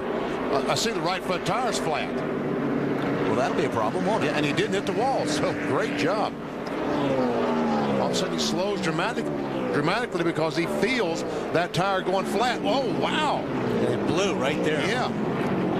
Nice save. Sure was. So the yellow, a big break for a lot of people, especially Tony Stewart. He is the lucky dog to get a full lap back. Was just overtaken by leader Kasey Kahne during the commercial break and put a lap down. And the yellow flag comes out. If you're new to NASCAR, when NASCAR stopped the process of racing back to the start-finish line under a yellow flag for safety reasons, they put in a rule that the first car not on the lead lap, the highest scored non-lead lap car at each caution flag, would get a pass around the pace car and make up a lap. And our man Wally said that guy's a lucky dog. And it's stuck. And it's stuck. Good job. So Tony Stewart will be a lucky dog at this caution, the 18th place driver. It'll show you how hard you've got to run to be that guy. Yeah. You know, the first lead lap, because you never know when it's going to come out. And boy, Stewart's very happy. And on the other side of the coin, Kevin Harvick is the second car not on the lead lap. He gets nothing. He gets nothing. Here they come to the pits. Lap 121, Bill. Matt Kenseth will bring Gravedigger to Robbie Reiser and company. Needs some help with this car. Entry into the turn. So it will be an air pressure adjustment and wedge adjustment. The last pit stop for this team, 12.96. We talked about how Robbie hadn't been happy with them lately, but this is working out well so far tonight. They make the chassis adjustment. They come to the left side. We go to Marty. Elliott Sadler comes to his pit stall, bottom of your screen in the 5th place. He says we need to hook it up under acceleration. 2 loose, pound out of the right rear, 1 round down on the track bar. Matt? Kasey Kahne's car performing flawlessly. Service already complete. No adjustments from the car. In fact, Dave, he said he can point the car anywhere he wants and it does not get tight. Junior gone off pit road now. Car was a little bit loose off the corner. They put some air pressure into the right front tire. 4 tires and full of fuel. So Kasey Kahne clearly, easily holding the lead on this exchange of pit stops. And his crew continuing to get the job done. Junior off 2nd. Looks like Matt Kenseth 3rd, Mayfield 4th, and Newman 5th. So under the yellow flag for the 5th time tonight in the UAW GM Quality 500. You're watching NASCAR on NBC. Hard at work, Ira Joe Hussey, front tire changer, Robbie Gordon. Man, that's wonderful. I love that. 5 times. Tire goes on. 5 times. And if you've ever had the chance to try that, those lug wrenches, the air guns throw off so much torque. If you just hold the trigger on that thing and you're not ready, it'll wave around all over the place on you. Here's our Singular Wireless Race Talk poll tonight. 8 different drivers have won this fall race at Lowe's Motor Speedway dating back to 1996. So who will extend that streak tonight to 9? Obviously, these drivers not among the winners of this fall race during that period. Can I vote for none of the above? Nope. No. Give us a bet. There's a couple good ones in there. Couple guys in the top 5. Oh, yeah, some good choices, but didn't see the 9 car in there, did we? We shall check your thoughts on that a little bit later on. Coming to the restart, Kasey Kahne is the leader. First car to his inside is Kevin Harvick. 19th place, first car, 1 lap down. That's the yellow machine. Let it roll, let it roll. Don't Green wheel spin flag, it. green flag. Earnhardt got a little wheel spin on that one. Do you talk to yourself like that when you're in the race car? Yes. 29 car goes by Kasey Kahne. Gets on the tail end of the leading lap, and here comes Junior. He wants those 5 points for leading. Inside for the race lead, Dale Jr. on Kasey Kahne. Boy, now that'll thrill these fans here. Is he going to get it this time? Looks like he is. There you go. 5 bonus points toward the championship and a new race leader, Dale Earnhardt Jr. Dave? Keep in mind this weekend, Alan, on Thursday in the first practice session, this car was 43rd on the board. They worked their way to 25th in qualifying, and yesterday they were even better than that in the final practice. Now they lead the race. And we talk about the fans here with Junior. He grew up about 20 miles from this speedway. His father raced in this area, and also his grandfather for many, many years, since back in the 60s. North Carolina, the next town to the north of where we sit in Concord, North Carolina. This is Earnhardt country.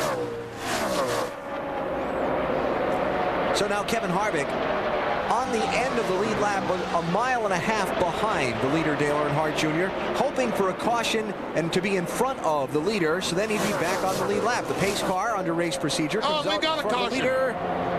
Oh, maybe not. Maybe not. How in the world did it not wreck? They're still not done yet. Michael Waltrip's the car in trouble. 15 car, the Napa machine on the outside. Well, they did wreck. They just didn't hit that. Yeah. Man, wow, man. Tires up. Michael may have a flat. Right there. Are your tires up? No. I don't think anything broke. Somebody got into you from behind. Michael said, I don't know what's wrong. He's going to feel it out. Now, his left rear looks awfully low, but it could be low just because of just pit stops. Try and catch his breath and regroup. Yeah, and that's something you have to certainly do. When you're not sure what happened, you got to feel the car out for a couple laps and make sure something isn't broke. It's hard to Boy, that left rear looks awfully low to me. Here comes Kasey Kahne for the lead. Man. Goodbye. I think Junior's car is a little bit better probably on the restarts, and looks like the 9 car takes a few laps to come in. Matt, he's back where he wants to be in front. BP Tommy Baldwin told him just be patient and it will come to you, and it did. He's back out front. See Junior wave to him there? Okay, goodbye. All right, so what happened off turn 4 that got Michael Waltrip in such a state of concern? It started back up in the middle of 3 and 4. There we see the contact with the 45 car of Kyle Petty. And I don't doubt that left rear tire isn't flat, because that was good contact with that tire. On board with Sterling Marlin, Prilosec car. Oh, man. That's a nice save by Michael. Yes. And I'll tell you what, there were about 15 drivers that did a fantastic job not to crash. Michael has not pitted. He is on the lead lap, but he's fallen back to 18th place. And the last car on the lead lap. Matt Kenseth, 17, leading this group of lead lap cars through some of the traffic. Kenseth runs 3rd. Behind him, Elliott Sadler in the 38 is 4th. The 0 car of Ward Burton is a lap down, actually 2 laps down in 27th. Then a race for position with the 19 and the 48 of Mayfield and Johnson. That's 5th and 6th. And rejoining the race, Rusty Wallace. 55 laps down, 36th place. And this really stinks for a driver. Have to go back out after being 55 laps down. You're just basically riding around. No fun. Rusty Wallace involved in a wreck when Jeff Gordon spun in front of him off turn 4 at lap 77. Robbie Gordon, the 31 car. Mark Martin, the 6th. Robbie's a lap down in the 31 car. But you know what he's trying to do here, BP? He's trying to get up there and be that first car 1 lap down. We were talking about the lucky dog thing a minute ago. He is the 2nd car a lap down right now. And they're telling him that. You know, they're telling him who you got to go after. You got to get by the 29 car of Kevin Harvick if you're going to be the first guy a lap down. So he's looking for him. Matt. Robbie says the car is just all over the place, Wally. He says it is just terrible. The brakes are lacking. They made an air pressure adjustment on the last stop to try to help it. He is really fighting an ill-handling car. Matt, it looks like it. I mean, it really does, especially through 3 and 4. Talked about earlier about the car's 4-wheel drifting over the bumps. That's what Robbie's doing. You can really see he's struggling with that race car right now. Let's go on board. Robbie in the singular car. Goes down the back stretch. You see, look at the cars just bouncing. Drives down in there. And he goes all the way up to the top of the racetrack. He is just hanging on. One of the things I like about the night races, the drivers have the clear visors on their helmet. Watch his eyes. And looking ahead left around the corner. See how he's looking around the corner in front of him. Yeah, and you can see the eyes get bigger when you get to the corner when your car's not handling well either. Yeah, the visor's up. A lot of times you'll put the visor up because it's hot. You're just trying to get some air. Also, the glare sometimes on a clear visor. With these lights are so bright here, you get some glare. So you pop that visor up, and that helps with the glare as well. Just hope you don't get any dirt or debris in your eye, right? Flying around inside the car. So Robbie Gordon running in 20th place. Again, 2nd car 1 lap down. He's trying to catch his teammate Kevin Harvick for that. And Matt Kenseth was running 3rd just a couple laps ago, and Elliott Sadler passed him, and Jeremy Mayfield passed him, and now Jimmie Johnson and the 48 cars pulled up behind him, trying to get by him. Bill, what's going on with Matt Kenseth? Just the handle starting to slip away a little bit. They made that adjustment with air pressure last time, but they're not too concerned. Matt very calm on the radio. And Benny, as you know, Kenseth loves racing here. He loves the character of the track, all the little bumps and dips. It reminds him of short track racing at at a 1.5-mile track. Now gets passed there by the 48 as well, so his handle really going away on him. We try and stay on top of these teams, Benny. You know, we talk to crew guys, we talk to crew chiefs, and we listen to them on a scanner, but sometimes it's a little more difficult to stay on top of the story with one team than another. This was Robbie Reiser a few minutes ago to Matt on the radio. Biggest problem in the car is that damn both of the seat belts hit me right in the wrong spot in the butt. Must be just a little too long back there by the back of my right leg, and my whole leg falls asleep in about 40 laps. I can't feel a gas pedal anymore. Then during caution, it comes back around. Oh, something the drivers always got to complain about something. That's for watch what you say. Weber's listening to you. So Matt may not be talking about that particular problem the rest of the night. Back to you drivers up there. Hey, you always got to find some excuse, Weber. You know that. Because it's never the driver, right? Never. There are just so many things I could say there, but our producer's going to keep me from getting in trouble with Wally and say, let's go to break. In your position, I think that's a good idea. Mayfield trying to take third place away from Elliott Sadler, going on well behind Kasey Kahne, the leader, just across 200 miles in the Uaw Gm Quality 500. The NASCAR Nextel Cup Series at the Lowe's Motor Speedway just outside of Charlotte, North Carolina. The chase for the Cup hits halfway tonight. Race number 5 of 10. Kasey Kahne out in front of this field. Take a look at the current championship standings as the teams run now. Dale Earnhardt Jr. has taken the lead by 16 points over Kurt Busch. Then it's 150 back to 5th place Mark Martin. As for the second 5, Matt Kenseth currently in the 6th position, all the way back to Ryan Newman, 239 points behind Earnhardt Jr. as they run right now at the Lowe's Motor Speedway. Time to take you through the field. Kahne's up front, so Matt bats first. Bill, his owner, Ray Evernham, told me one of the most impressive qualities about Kasey's talent is how he dissects a race car. Telling crew chief Tommy Ball, when the balance is good, it might be just a tick on the loose side through the center, but it is good. And Dave, he is continuing to yard this field. Matt, we saw the graphic of the as they run. Dale Earnhardt Jr. now the leader. Those 16 points in that lead, 5 of those came when he led just a few laps ago. Very important step for him. He radioed in at lap 138. The car is really comfortable. Dave, the strong run for Jeremy Mayfield continues. Everything's fine with the car. This week, team owner Ray Evernham called a meeting of everybody and told them those guys can give Ray something he has never had in his racing career, a win in the fall race at Charlotte. Marty? Bill, the best finish in the chase for the championship for Elliott Sadler is 4th last week at Kansas. Right now, Elliott Sadler, as you see, in 4th, looking much better on this run. They have to pit about lap 182, Bill. Marty, Jimmie Johnson with the same car he had here in May when he basically dominated the race start to finish.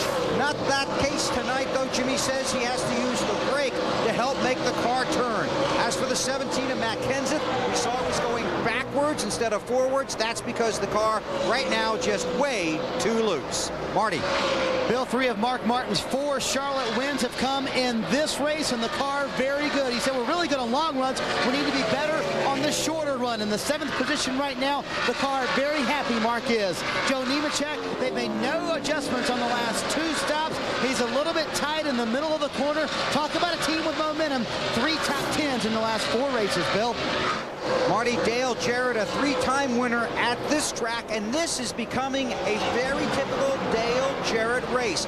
Not running awfully strong, but they continue to work on the car, making it better and better. It was getting loose at the end of the run. Added wedge, 4 tires and fuel on their last stop, Dave. Since the restart 27 laps ago, Ryan Newman has fallen from 5th back to 10th. He radioed to his crew, I have absolutely no downforce on this car. That was in traffic. I believe traffic is playing the biggest part of Ryan's problems right now, Alan. Top 10 drivers have 18 that are on the lead lap. At lap 152 of 334, Kasey Kahne in the 9, mowing him down. He's 5 seconds ahead of 2nd place Dale Earnhardt Jr. and closing in on the end of the lead lap cars to start putting some more a lap down. Let's continue going through the field. How about championship leader Kurt Busch, Matt? Running at 11th, and what a rebound by this team. At one point tonight, they were 37th in the running order, and he came on the radio and said, we are heading in the right direction. They pulled a spring rubber on the last stop. He said, it's amazing the difference in this race car. Jeff Burton's 30 car was loose on the last run, so they lowered the track bar. That helped tighten the car up a bit. They picked up a spot on pit road. He restarted 14th. He's up to 12th. Doing well, Marty. Yeah, talk about the run for Sterling Marlin. Also doing well, Dave. 31st to the 13th position. A little tight in traffic. Says he needs more overall grip. They have made steady progress throughout the evening. Behind him, his teammate, Jamie Mcmurray. Yes, the same Jamie Mcmurray, driving a backup car that started shotgun on the field last tonight. Car has been very good. Matt. Marty, major adjustments for the defending winner of this event, Tony Stewart. Wedge, track bar, air pressure, you name it. He says the car is finally coming to life, Bill. Matt, it's the 5th career Nextel Cup start for young Kyle Busch. He turned 19 years old in May, just went around Tony Stewart. I did a radio show with Kyle earlier this week. He was on the phone, and he was explaining what it would be like to ride with him. He said, it'd be a good ride in my Busch car, but you probably would not want to ride with me in the Nextel Cup car. And I said, yeah, especially in the right-hand seat, because he has had some trouble, but a good run tonight. Dave? Michael Waltrip running directly behind him, lost several spots with that contact with Kyle Petty. He stayed on the track, has not pitted. The crew tells me he has not said anything on the radio since. The car is back up to speed, and that left rear tire is still up on the air. Matt? A good top 20 run going by Jimmy Spencer in the 4 car. His only problem is the car is just not tight enough. He cannot make it turn. He's got an arrow push in traffic. 30 starts here. His best finish 4th on 2 separate occasions, Bill. Well, Jeff Gordon in the 24 car, 23rd last time by the start-finish line, not on the lead lap, losing points in the chase for the championship. Has a long way to go at a track where he has a rich history. But if he does not turn it around tonight, 2004 at Charlotte will be memories he will want to forget. He doesn't even have a rear bumper or anything on the back of that car. Unfortunately for Jeff, I was about to say he's the 5th car 1 lap down, but with Bobby Labonte closing in on him quickly, he's getting shuffled farther back. So the hopes of him getting up and trying to get that lucky dog pass, not looking too good. Now, Singular Wireless Race Talk poll, your responses to the question we put up earlier. 8 different winners in the fall race here in Charlotte since 1996. Who will extend the streak tonight? Most of you think that Jimmie Johnson and Ryan Newman have the best chance. Johnson running in 5th and Newman running in 10th right now. Kasey Kahne out in front for 112 of the 158 laps that have been run so far. The 24-year-old from the Pacific Northwest looking for his first big-time win. Coming to NBC this Tuesday, the next big thing in television, where the biggest winner is the biggest loser. All for $250,000. The Biggest Loser, Tuesday, 8/7 Central on NBC. Here's the biggest winner so far. And Kyle Busch going a lap down. 84 cars, as a matter of fact, going a lap down, coming to the pits. Little change for 3rd place here. Jimmie Johnson, the 48 car, goes by Jeremy Mayfield. Takes over that 3rd spot. Meanwhile, that's a little over 9 seconds behind Kasey Kahne. That's the thing. Wow. It's 3rd place, but it's 9 seconds behind the leader. It's just not something that happens in a NASCAR race that often, where somebody's car is so perfect. Ooh, whoa, that thread the needle. Johnny Sauter, the 09 car right there. Squeezing through. Is that Ward Burton? And 0. In the 0, and then Jimmie Johnson back down to the bottom of the 48 car. Well, that's a pretty good battle. Right behind him is the 38 car of Elliott Sadler, the dark blue car. And here comes Mark Martin in the blue and white 6th. All these cars are racing for position. Sadler is in 5th place, BP. Martin is in 6th. Of course, Mark announcing here on Thursday that 2005 will be his last full season of Nextel Cup racing. He said, look, I'm not retiring. I'm just going to stop running the NASCAR and Nextel every race in the season. Watch the ticker coming by. The drivers highlighted in the Nextel yellow are the 10 contending for the championship. You'll notice that 8 of them are in the top 10 positions in the race. Only 2 that are outside the top 10. Tony Stewart in 16th and Jeff Gordon in 19th. How about Mark Martin? Marty? And Alan, this is where he's so good. Mark Martin at the end of the run, car really picks up, gets very fast. But Mark is still telling Pat Trice and his crew chief, we've got to get better at the beginning of the run. We're just giving up too much time at the beginning. but BP, you know, you've got to give up time at some point almost, so they give up time in the beginning so they can be fast at the end. But the problem is, Marty, he gave up 12 seconds. That's a good point, but now he's trying to make it up. Yeah, he's trying to make it up. If they run forever without stopping for gas, he'd be okay. But problem is, you're not going to make it up in that 9 car. No, because he, as fast as better Mark is getting versus all the other cars except the 9. Yeah. Bill? Just an update on the 19 of Jeremy Mayfield heading to pit road in a few laps, but he is concerned that he might have a tire going down. They just told him, we need you to run a few more laps. Just keep us posted. You know, when you get to the end of a fuel run here, it always feels like you have a tire going down because you're sliding all over the racetrack. Mark Martin going to go around Mayfield and pick up 4th place. Jeremy sliding back to 5th, and now Elliott Sadler going to challenge him there. Sadler in the 38 car. They'd be better off coming in and getting it done instead of losing on that track position. Yeah, but you got to start counting laps from here to the finish, and if the race goes green, how many more pit stops you need, and that's why they're trying to coax him to stay out there. Well, it just depends. If you're losing all that track position, it's going to bite you in the end. If you can maintain, you're right, but if you think you've got a trouble, I mean, look how much ground he's lost just in the last 3 or 4 laps. And Alan talked earlier about the tires moving up and down inside the body of that 9 car. He is really moving around on the backstretch. Is 19 coming in the pits? That's what we're hearing, BP. Let's keep an eye on him and see. He is down the backstretch right now. Sure doesn't look like it. He should be slowing down about now anytime. Okay, here he comes. Yep. He is slowing down. So Mayfield to pit a little bit early. This will be at lap 171. Bill? He wanted to come. They did not want him to come. Now we got somebody in the wall out there, Alan? Matt Kenseth, one of the championship contenders. The yellow flag is out. Oh, no. And Jeremy's going to get lapped. Is he, though? Keep moving. Moving. Yes, he goes by. The 9 car has gone by and put Jeremy a lap down. But those guys are all going to come in. Yeah, okay. Well. Oh, man, oh, man. That's bad luck. That is just bad luck. And Jeremy was moving, but he had to get to the start-finish line on pit road before the 9 car. And I watched the 9 car beat him to the line. And so Jeremy Mayfield caught a lap down by the caution. So there are 2 more championship contenders that run into troubles tonight.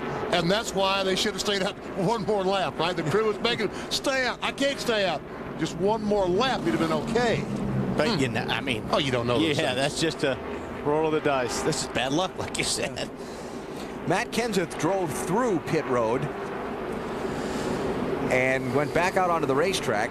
We'll try and get a look at what happened to him in a minute. Tony Stewart, that's being a lucky guy on the night. Because for a second caution. I'm not sure Jeremy Mayfield is not going to be the lucky dog.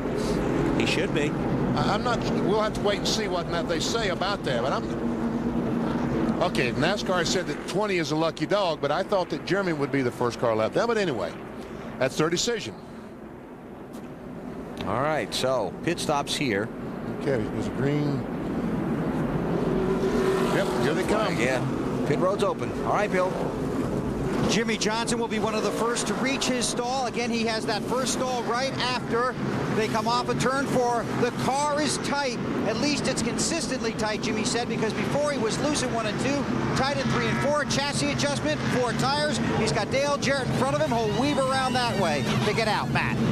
Kasey Kahne said the car was just a little bit on the free side near the end of that run. They waved off the track bar adjustment, went with the wedge adjustment instead, Marty. Mark Martin said, keep new tires on this thing, and I can do this tonight. A little too loose to start, as we talked about it. Just a half round in the left rear to fix that, Dave. Dale Earnhardt Jr. said, my car is very good in traffic, a little bit free by itself. They make a track bar adjustment, 4 tires, and he's gone. And he's going to squeeze in front of Jimmie Johnson and be second off the pit lane behind Kasey Kahne. How about Matt Kenseth, Bill? Working on the right side, a lot of work on the right side of this car. Robbie Reiser maintaining his cool, though, telling his team, take our time, we'll work on the right sides, then we'll come back and work on the left. So we're under caution at the Lowe's Motor Speedway. Caution brought out by Matt Kenseth, one of the contenders in the chase for the Cup. Less than a lap from the restart in the Uaw Gm Quality 500 for the NASCAR Nextel Cup Series at Lowe's Motor Speedway, Charlotte. 2 championship contenders in trouble. Look ahead from Dale Jarrett's car. Watch Matt Kenseth. Goes in the corner, and we see the car just go straight in, indicative of a right front tire going flat. And we We saw a right front tire flat on the 99 car earlier. So, yeah. So Jeremy Mayfield on pit road when Matt Kenseth had his problem and the caution came out. Trapped Mayfield a lap down. He comes out the first car 1 lap down, is lined up to the inside of his teammate Kasey Kahne, and will try and get that lap back on this restart if he can. I think he can. His car seems to be pretty good. There's the right front of the 17 car Matt Kenseth. So an inside shoulder went down, yeah. Inside shoulder problem. But I think Mayfield's car may be good enough on the short run where it has taken Kasey Kahne a few laps to get going, but we'll see. Green flag. Got to worry about Earnhardt. Yeah. Dale Jr. hanging right with Kasey Kahne. Remember last restart, he took the lead for a few laps from Kahne. There you go. Mayfield got a good run off the bottom of the racetrack, so that's what I thought. Thought his car would be good enough to hang there for a little while. Oh, 3 wide. Got Robbie Gordon down there on the bottom. Inside of Junior, inside of Kahne. This is going to get busy. Oh, yeah, here comes Jimmie Johnson. Junior goes to the lead. Johnson trying to go into second spot, and Mark Martin on the inside of Jimmie Johnson. Meantime, Robbie Gordon gets one of his laps back so far. If he can stay in front of the leader. Mark Martin in the 6, racing Elliott Sadler in the 38 for 4th. He was just racing the 48 a minute ago, but Jimmie Johnson able to get a run down the front straightaway and go by Mark Martin, and Elliott Sadler does the same. Here comes Ryan Newman trying to do it to Mark Martin. But as he said, Mark Martin, the 6 car, the car doesn't run well the first few laps after a tire change. Always so tense the first couple laps of a restart. Marty? Well, Alan, Mark Martin's been a glass half full kind of guy lately, hadn't he been, BP? He's been positive about things, and he said to Pat Tryson, if you keep new tires on this thing, I still think we can keep up with the 9 and we can win this race. They've been trying to make the car better at the beginning of the run. They did make a wedge adjustment, and Mark has said the car very good in the first few laps here. All right.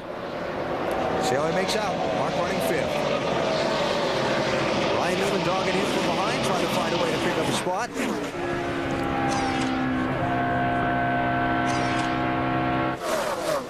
Out of board, Mark Martin's ready here to get right after the throttle, so car's working pretty good. Yeah, fresh tires after a pit stop. That makes you feel like a hero. Happy time. Picks up the throttle. Wow. Jimmie Johnson for the lead, to the lead. First time he's led all night. One of the championship contenders. 5 bonus points toward the Nextel Cup. 5th driver to lead tonight, Jimmie Johnson.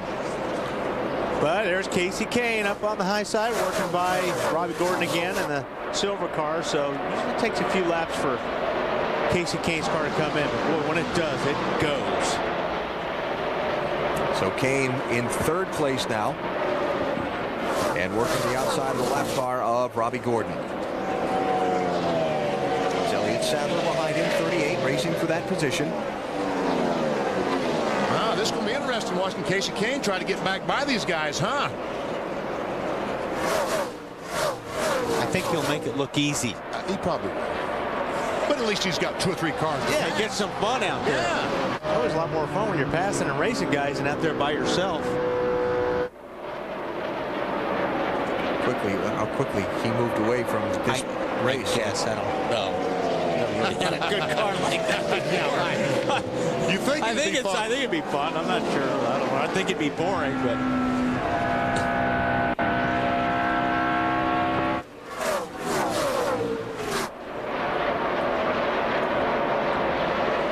Hey, Dave, they're making this 12 car any better? Yeah, and you know what's doing it, BP? What? Red wheels. Yeah, look at the red wheels on. I was going to ask you where you're getting those from. I went down and checked with Ray Ocean, the tire specialist for the 12 car. He said, you know, with all the different tires that you can choose from when you air them up here from Goodyear, the 77 car, our teammate Brendan Gaughan had some that I really wanted to make what you might call a perfectly matched set for the 12 car. Stagger's a little bit different, Dave. Is that what you're talking about? Yeah, Ray didn't go into great detail, but he was actually looking at the date codes and other things on the tires in terms of what he wanted. There's a lot to matching tires in this business and having nice, pretty wheels. Guy come to the racetrack for 4 days and do nothing but sit there and look at tires and work at tires and air them up and air them out and measure them up. Yeah, those guys are busy with tires all the time. Newman working on the lap car of Robbie Gordon there. unsuccessfully. And Ryan led 28 laps earlier in the race, but then the handling on his car kind of fell off, and they just haven't been able to get it back right on that sharp edge. Right now, we've got a battle going on for the second position. Like Guess I said, who? Making it look easy. Kasey Kahne. Wow. Not going to be much of a battle. No. Matt, that thing is just hooked up. Said it was a little bit tighter than normal at the beginning of this run, but it is coming in, and as you can tell, the lap before he was down in the 29-second range, and he is motoring back to the front, chasing down Jimmie Johnson. He's got 0.4 of a second to make up to catch Jimmie Johnson, who just had his hands full in turn 4. Stacker 2 track fact. 5 season sweeps at Lowe's Motor Speedway. Jimmie Johnson trying to do the sweep. Won the 600 here back in May.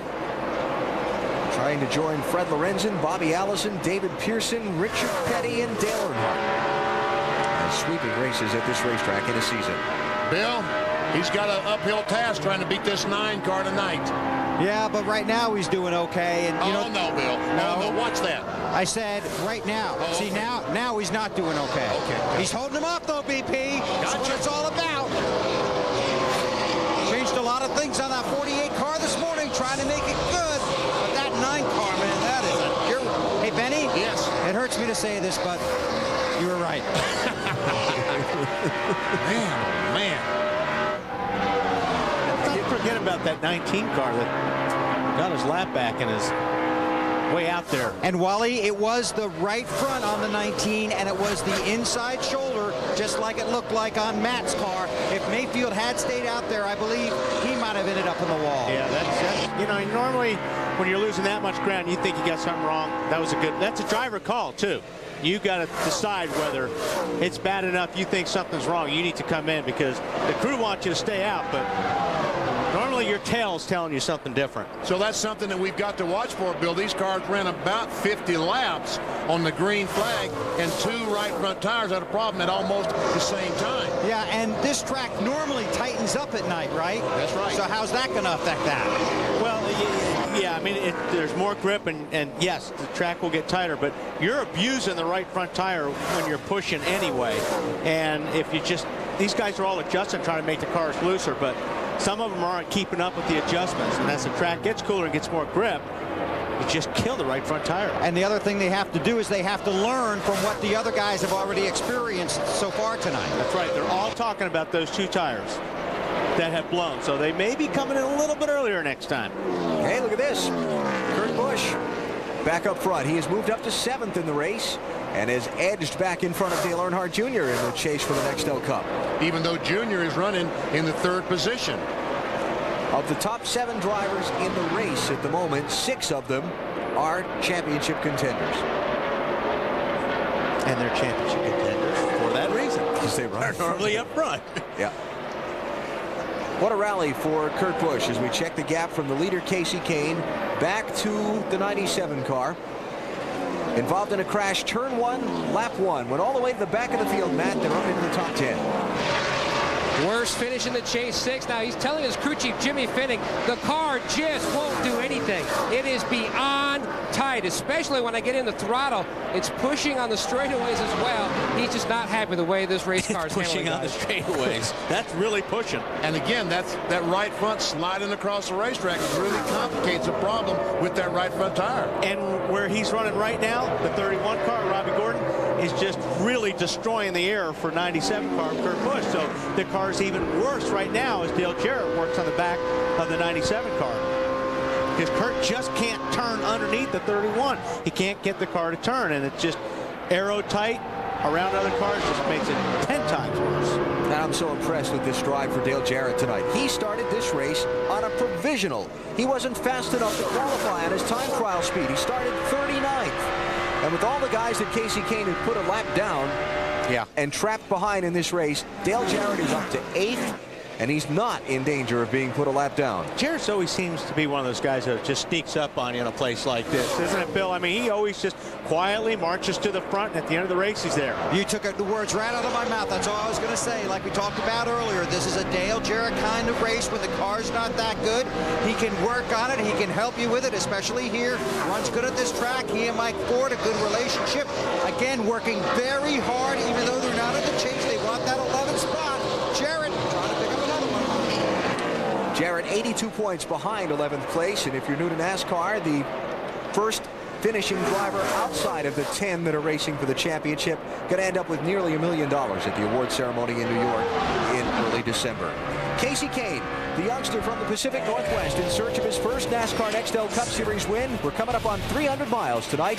You're watching NASCAR on NBC.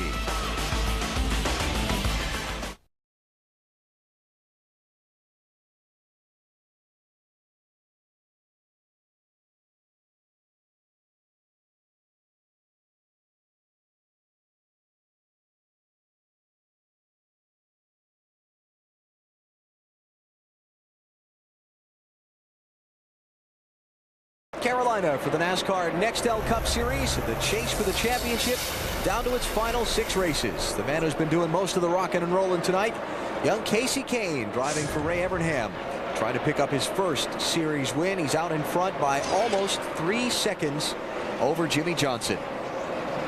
Pretty impressive, Matt. Crew Chief Tommy Baldwin just told Kasey, by looking at the lap times, the wedge adjustment on the last stop didn't really hurt or help the car. But the one concern, BP, this team has, it takes about 10 laps for the car to come in. They do not want to see a green-white checker finish tonight. That's right, because a couple of months ago, NASCAR said, okay, the fans have been wanting a green flag finish. We're going to give you one chance at a green-white checker. There may be a caution flag with a couple laps to go. We'll extend the race by a couple of laps. Under those circumstances, the 9 car would be in big trouble. No troubles for him right now, though. And we have just crossed 300 miles. It's a 3-second lead on Jimmie Johnson. Earnhardt Jr.'s third. Beginning to feel some pressure there from Mark Martin, who's moved up to 4th and closing. And Ryan Newman has just taken 5th away from Elliott Sadler. It looks like maybe he's beginning to point in the right direction again. There's Johnson, 2nd place runner.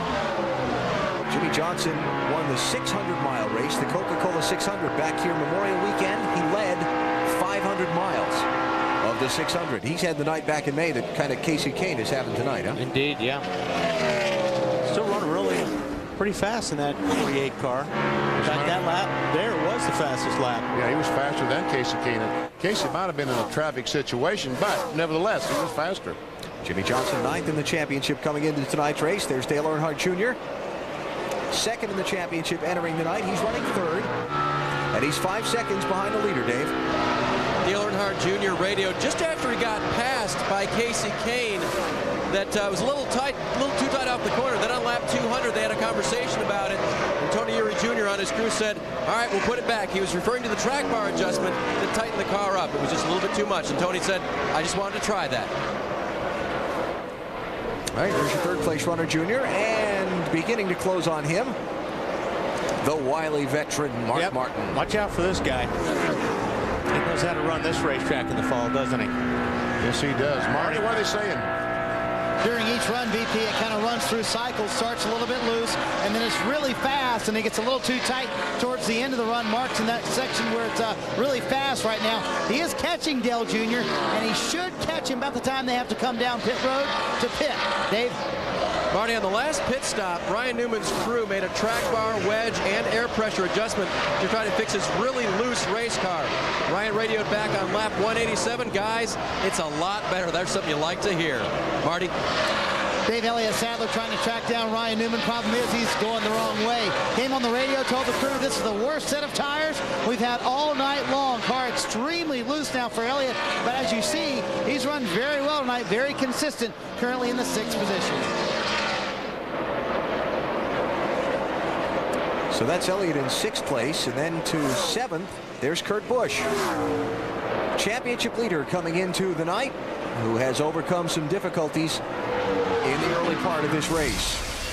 How how he got here as far as the chase for the Nextel Cup is concerned. Well, he started out the best way he could. He won the first race in the chase for the Cup. Loudon, New Hampshire. He's the guy that does the donuts. Boy, dodged a bullet, didn't he? Kansas City. Spins and no one hits him. All these cars around him. Jimmie Johnson spins and no one hits either one of them. Came back to finish 6th in that race. Then turn 1, lap 1 tonight. Scott Riggs had a mechanical failure up at the head of the field. And Kurt was knocked around in the resulting traffic jam. Fell all the way back to the back of the field getting fixed. And here he is in 7th place. And Wally, that left front fender behind the tire is not getting any better. Looks like it's out now as a parachute. And they may peel the whole door off. Caution. Debris on the back straightaway is the word we're getting from NASCAR. Rodney Wise waving the yellow flag, and this would be the 6th caution on the night. Hey, guess who's going to be your lucky dog? Jeff Gordon. It's not going to be Jeremy Mayfield because he still stayed in front of Kasey Kahne, the red car. He will go around the field and make up the lap on his own, and Jeff Gordon left to be the lucky dog. Got himself up to the first car, not on the lead lap. Gordon's going to be back in the hunt for a good finish. Yeah, he's a 16th spot. I mean, last time I looked over there, he was 25th or 26th, so they must be making that car a little bit better. That makes things interesting. This makes things interesting, too. 124 laps to go. Pit stops maybe with 123 to go. So if you split that in half, everybody should be good from here to the finish on one more lap, mostly. Is that a definite maybe? One more stop. Is that what I said, one more lap? Yeah, one more lap. I've had a couple weeks off. You got to give me a little slack there, okay? Okay. We have to? It's that whole math thing again. All right. Kasey Kahne's crew has been able to get him on and off pit road best most of the night. You know, some cars you talk about making it on one more stop on the green. Some cars will probably not be able to do that because it's cold tonight. Walking through the garage area today, every engine builder is putting more fuel in the engine, using more fuel because of the cold temperatures. Well, that's why I said mostly. Yeah, mostly, yeah. But some of them, unfortunately, will probably make it. All right, Bill, coming to you. All right, once again, Jimmie Johnson has that pit stall right off of turn 4. The car is tight off the turns, so they're going to try and fix that with a chassis adjustment and a very small air pressure adjustment. So it's a track bar around, and the track bar, air pressure adjustment, we go to Marty. There at the end of the run, Mark Martin got a little too tight for his liking, Bill. Bottom of your screen, they're going to take out the wedge adjustment they did last time out of the left rear. Too tight, Matt. Taking out the wedge adjustment they made the Kasey Kahne's Dodge in the last stop. Going to go down on the track bar. He felt like he was just too slow at the beginning of the run, Dave. 4 tires for Junior, already been around the right side. Track bar back up. Car got too tight on that last run. He is off pit lane. Oh, is it going to be Mark or Junior or the Newman car? Newman. Wow, Newman. And maybe Mark might have been. That's a good battle off pit road there. That's an excellent pit stop for Newman's team. He came in 5th. Yeah, it was. There goes Kasey Kahne. Guess who's in first? And there's Newman. Mark. Jimmie Johnson out 5th, and then Kurt Busch. Kasey Kahne's team continues to get it done on pit road as well as their drivers getting it done on the racetrack. He's the leader, just past 300 miles in Charlotte. The night that's been for the championship contenders and the chase for the Nextel Cup did not start off well for Kurt Busch and Jeff Gordon. Big crash down in turn 1. They get together. Kurt Busch spins out, goes up and bangs off the 51, but the crew bangs out the fender, does a good job. He's back in contention, but Jeff Gordon has really struggled tonight. Lap 76. Trouble for Jeff Gordon off of 4, and Rusty Wallace clobbers him. He's got no place to go. Too bad for Rusty. Rusty had a really good car tonight. Matt Kenseth. The right front tire go flat. We see him working on the car, and he's been back on the racetrack. He is 1 lap down, currently in 19th position. And he is the only of the 10 contenders for the Nextel Cup not on the lead lap at this point. Tony Stewart got a lucky dog pass twice. Jeff Gordon just got one. Mayfield made up a lap on the racetrack. And watch out for that Mayfield. He's going to be climbing his way back up, I bet, in the top 5 before this thing's over. Wow, look at Robbie Gordon. What a terrific run he gets and goes blowing by the leader, Kasey Kahne. Meanwhile, Mark Martin trying to take over second spot from Ryan Newman. Robbie Gordon is 2 laps down. Well, 1 now. If he can stay there, or as long as he stays there. So, new second-place runner Mark Martin up behind Kasey Kahne. Closest he's been to the point all night long. And you know that Mark right now would love to get the lead as he tries to go for it off turn 2, get those 5 bonus points. Kahne slid up the racetrack a little bit going into turn 1 there. Yeah. Bobby Hamilton Jr., that 32 car going by Kasey Kahne. Man, that 9 car struggles on his first few laps after a tire change.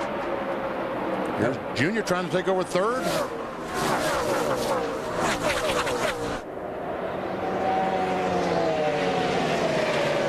Here's Earnhardt. Kind of boxed in behind the 32 car of Bobby Hamilton as Kasey Kahne's working the high side. Now it looks like it's starting to come in for him. So 5 bonus points toward the championship for Mark Martin for leading a lap tonight at lap 216. Mark coming into the night 5th in the chase for the Nextel Cup. And 150 points behind leader Kurt Busch. There's Harvick, 29 car. He's the first car 1 lap down right now. Something going on with Kasey Kahne, Matt? Just came on the radio. Said, Tommy, a couple laps ago, something broke in the car. It is now vibrating. The dominant car tonight may have a problem. You can see the panic on the crew guys' faces. Oh, man. Well, how many times have we said there's still a long way to go? Oh, yeah. He's still pretty fast. Yeah, he is. This is for the lead. He's come back up behind Mark Martin. And you saw the number of laps Kasey has led tonight. He's now set a new career high of number of laps. Look at that. Sorry, Alan, but yeah, he is dragging the front valence. That thing was folded underneath the front of the car going through the corner. You want it low, but you don't want it dragging like that. And we see that 9 car, he just glues it for the racetrack. You're right. It's rubbing the track down in the corner. But, you know, Kasey Kahne talked about a vibration and something. He felt something. Maybe it could be a wheel weight. You know, they balance these racing tires because, after all, they're going to run 180 miles per hour. They knock weights, lead weights on the rims. Could be one of those flew off. He heard it hit the car, and now it's vibrating. Yeah, because also you're really bottoming out right now, too. If the pressure's low, you see the sparks coming from his car. That's because that car's just bouncing off the racetrack. So not slowing him down. Here he goes for the race lead. Wow, man. So Kasey Kahne back out in front, continuing the pattern we've seen on several restarts tonight, where he struggles the first few laps after the green and then gets it going. Earnhardt Jr. all over the back. Mark Martin tries to get a little bit loose off of 2, and Mark says, you can have it. Looks like he was successful in getting that loose part. I think Mark got what he was looking for there for a minute, which was those bonus points for leading the lap. And right now, Mark's got all kinds of problems with the 12 car, Newman and Jimmie Johnson.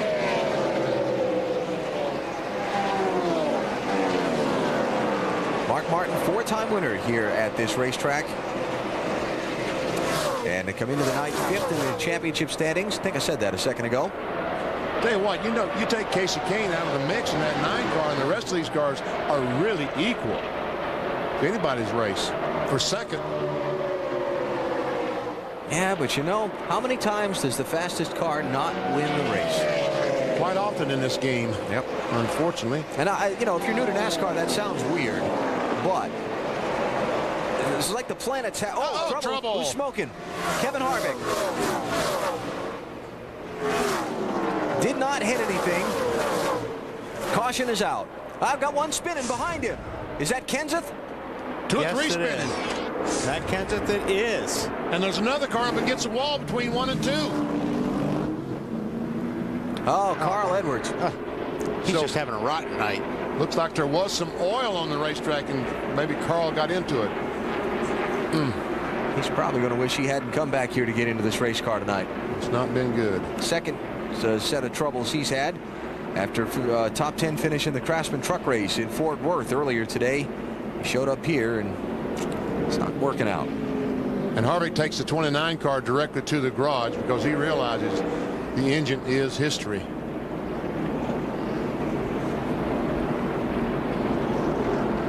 So like you were saying before, it must have been something come out of that 29 car, Harvick's car, What's up with 19, Bill? What's going on? He obviously has had contact with somebody. The left rear is wrinkled. You guys can see the right side. I can't see that. It's pretty bad, Bill. Is it? Yeah. Yeah, the rear's bashed in. The left rear quarter panel's bashed in, and he's got heavy damage to the right side. So he just said, I'm coming. Got a lot of damage. So when another contender in the chase for the Cup having a rough night at Charlotte.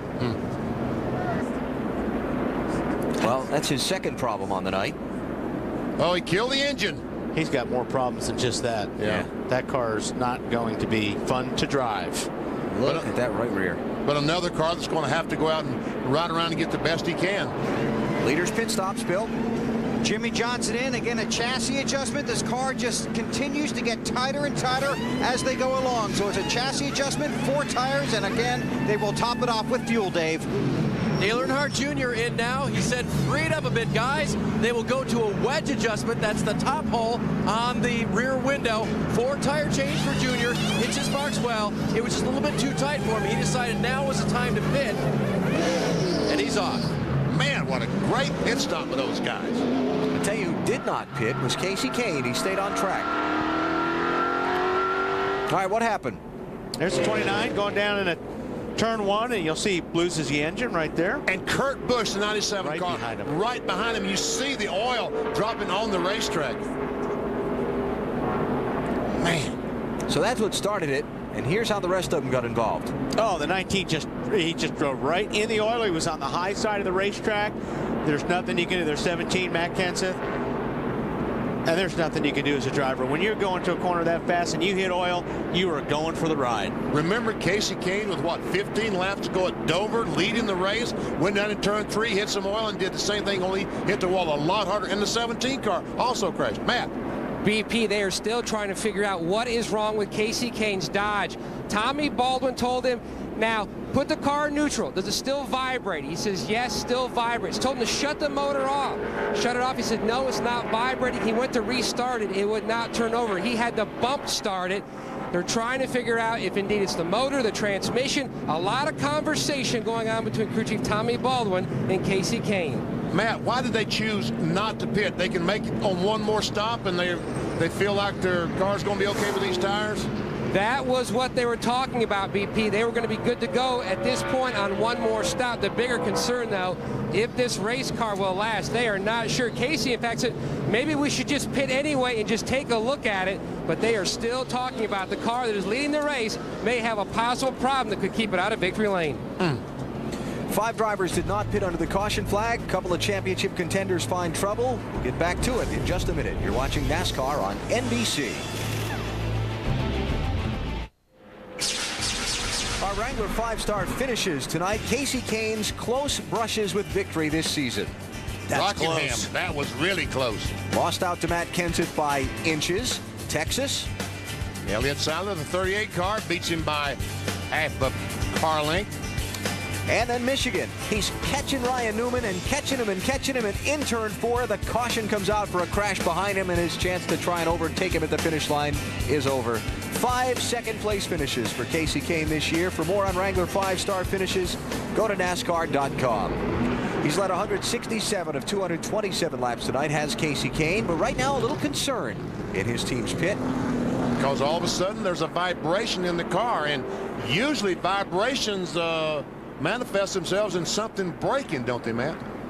BP, still a lot of conversation. Tommy, any idea what's wrong with the car? No, we don't. He just picked up a vibration there as he was catching the 6 car, throughout the gas pedal and his leg braces and his legs. So, we probably got narrowed down to either clutch, flywheel, or transmission, something like that. And, we just got to see what happens. I mean, this UAW Dodge deal, his number 9's been hauling the mail all night, and see what we can do here.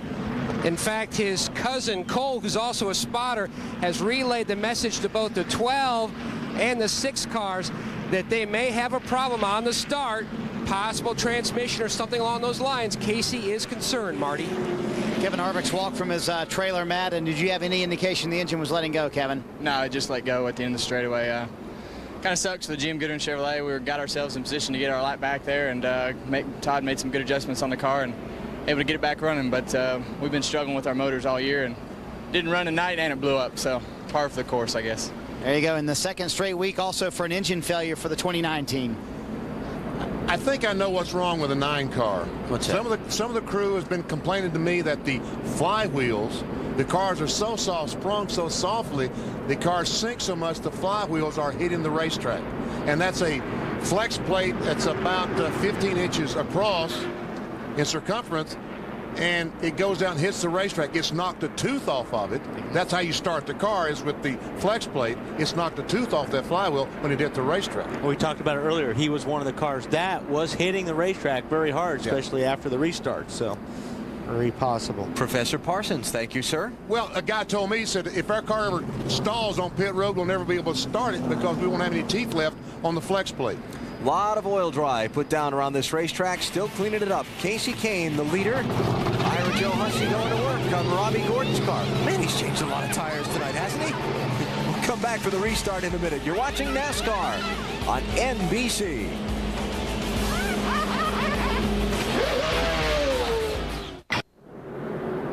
Coming to the restart, Kasey Kahne's been talking about whether or not he was going to have mechanical troubles here. He's told the 6 car that he's going to stand against the wall just in case there is an issue. Looks like everything is fine with the 9. Other than it's a restart. Yeah, and we see the. And we'll see a bunch of guys go by him. Ooh, big bottle up. That's Kyle Busch in the 84 car that just flew by the leader, Kasey Kahne, and they're all blowing by Jeremy Mayfield, who's just off pit road after another extended stop for repairs. Look at that. 97, Kurt Busch. That's the second position, isn't it?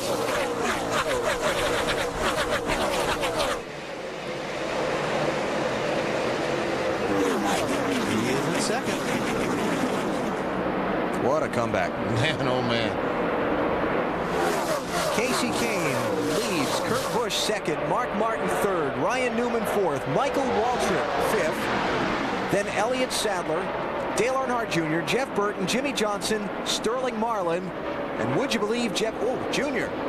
Yeah, I tell you, if he didn't hit the wall, he came as close as you can and not hit it. Lost only one spot on that lap. 7th back to 8th. A couple of lap cars went by him. Now, on the caution flag, 5 drivers did not pit. Kasey Kahne, Mark Martin, Ryan Newman, Kurt Busch, Michael Waltrip. So that's why they restarted in the top 5 positions. Kurt Busch, the 97, goes by his younger brother, Kyle Busch.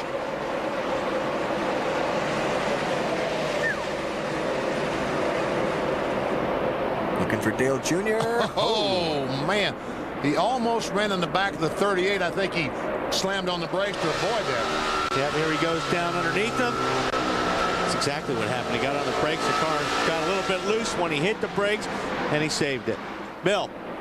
Yeah, just an update on Mayfield. 19 to the garage. They'll try and do some work and get back out, but this could be the one that just takes them out of it, Dave.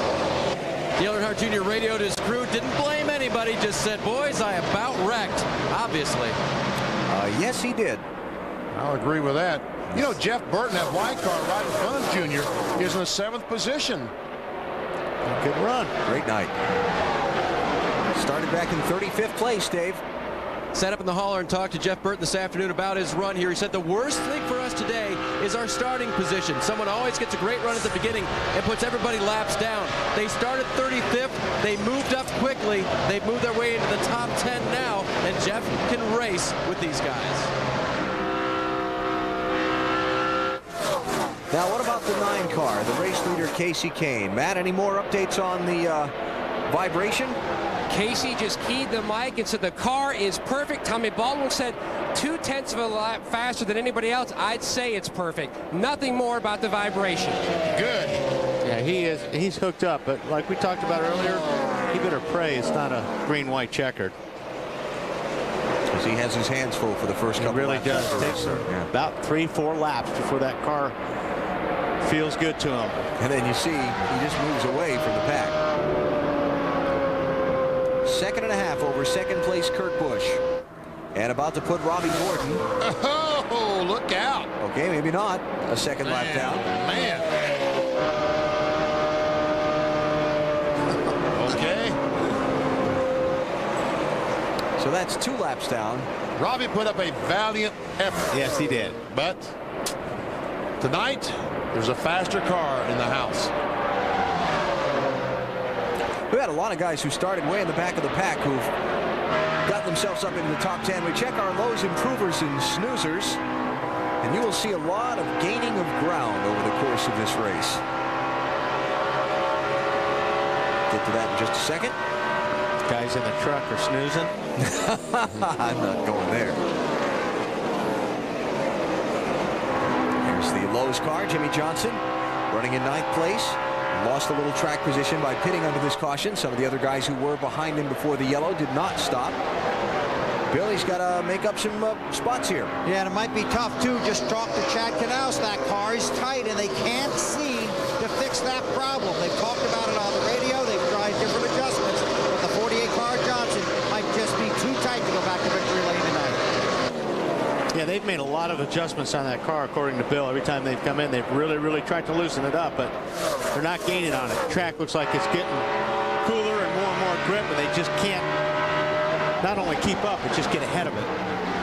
It's kind of a hard concept for people to understand that maybe don't follow the sport regularly, but how temperature affects the way a race car sticks to the pavement of a racetrack. Yeah, when the track gets cool, it just gets more, there's more grip. And if you have a race car that's a little bit tight to begin with, that grip, you have more grip in the rear tire, so that's going to make it push even more. So yeah, you really have to, it's so important to adjust. These guys are so good at adjusting race cars, but it really matters here at Lowe's because this is such a bumpy and rough racetrack. It's tough to get a hold of.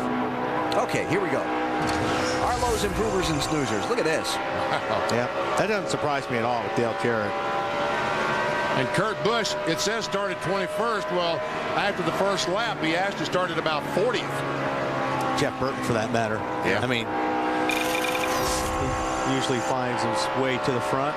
And the snoozers, Casey Mears, unscheduled pit stop for a tire he thought was going down. Rusty Wallace caught in a crash while he was running 5th. Greg Biffle caught in that turn 1, lap 1 crash. He's back out on the speedway, but it's not going well. Speaking of not going well, Marty?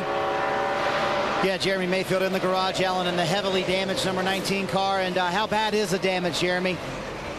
We got the body quite a bit and the right front lower A-frame, something like that bent, but we had an awesome car, man. Hats off to these guys working on this Dodge team and Everyman Motorsports. Everybody had done a great job. Casey's running good. We had a great car, just I guess got into somebody's oil or something up there. I'm not sure what happened, but just lost it and got in the wall there. As Bill mentioned, this may be the one that breaks the back. If he cannot gain any positions, this would be his 3rd finish in the chase for the Cup of 33rd or worse. Yep. And none of them of his making, really. Just wrong place, wrong time. Exactly. So there is such a thing as bad luck in this business. And he's had all of it. Yeah, so far. And it looks so good for him. He went to Richmond, the 26th race, won the race to qualify to get in the top 10, and those guys were on a roll. And the next race, it started badly, and it really hasn't got much better. Look at this race for position. 3 wide. Hello. Looked like the finish of that Busch race last night. It didn't look like Jimmie Johnson's car was pushing there. Jeff Burton said, okay, I'll let you go. And guys, you're not going to believe this, but guess who the next car behind Jeff Burton? There he is. Maybe they're not ready to make that thing a show car. Jeff Gordon is running in 10th position. Got the lucky dog at lap 210, Bill. He's making the most of it. He sure is. And remember, Alan, that's the same car they had here in May that was so awful. Jeff was embarrassed when they finished 30th. They took that car to Chicago, and the car was awful again until they found the jack bolt kept backing itself out. They fixed that problem, and remember the last 100 miles of Chicago? He came ripping through the field to finish 4th. Could be a replay tonight. Well, that 38 car all of a sudden has some serious handling problems. Elliott Sadler came off turn 2, and the car just went straight ahead and allowed Jeff Gordon to get on the inside of him. Marty, has he said anything? Oh, yeah. He said a couple of things, BP, and many of them being bad right now. Way too tight. Worst it's been all night long, did Elliott Sadler say. Not very happy with the 38 car right now. Kasey Kahne out in front.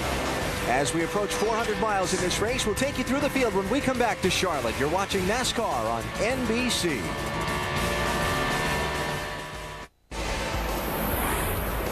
CC's coverage of NASCAR Nextel Cup racing from Lowe's Motor Speedway is brought to you by TGI Fridays. Check out the new Jack Daniel's Flat Iron Steak from TGI Fridays, because everyone could use more Fridays. By Capital One, what's in your wallet? By new Prestone All Makes, All Models Extended Life Antifreeze Coolant. Trust Prestone for your own protection. And by UPS, the official express delivery company of NASCAR. UPS, we want to race the truck. People love the truck. Lowe's Motor Speedway, Charlotte, North Carolina. 80 laps to go. 2 different pit sequences working. Kasey Kahne thinking about when he might be coming in. Maybe 20 to 25 laps from now. Been a bad night for some of the contenders for the Cup and a good night for others. No day at the beach for Kahne, but maybe some good vibrations anyway. Let's take you through the field. Here's Matt. Kasey Kahne has pulled out to about an 8-second lead. This young man has seen a full range of emotions this year. He's won poles. He has finished second 5 different times.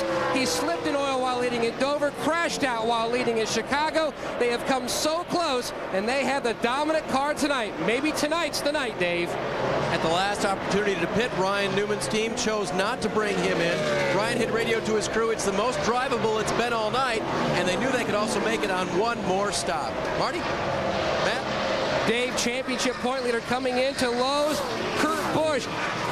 They could have had a huge swing in the points tonight, but they battled back. They started at 1 point in 37, currently running in the 3rd position. The car's a little bit tight, Marty.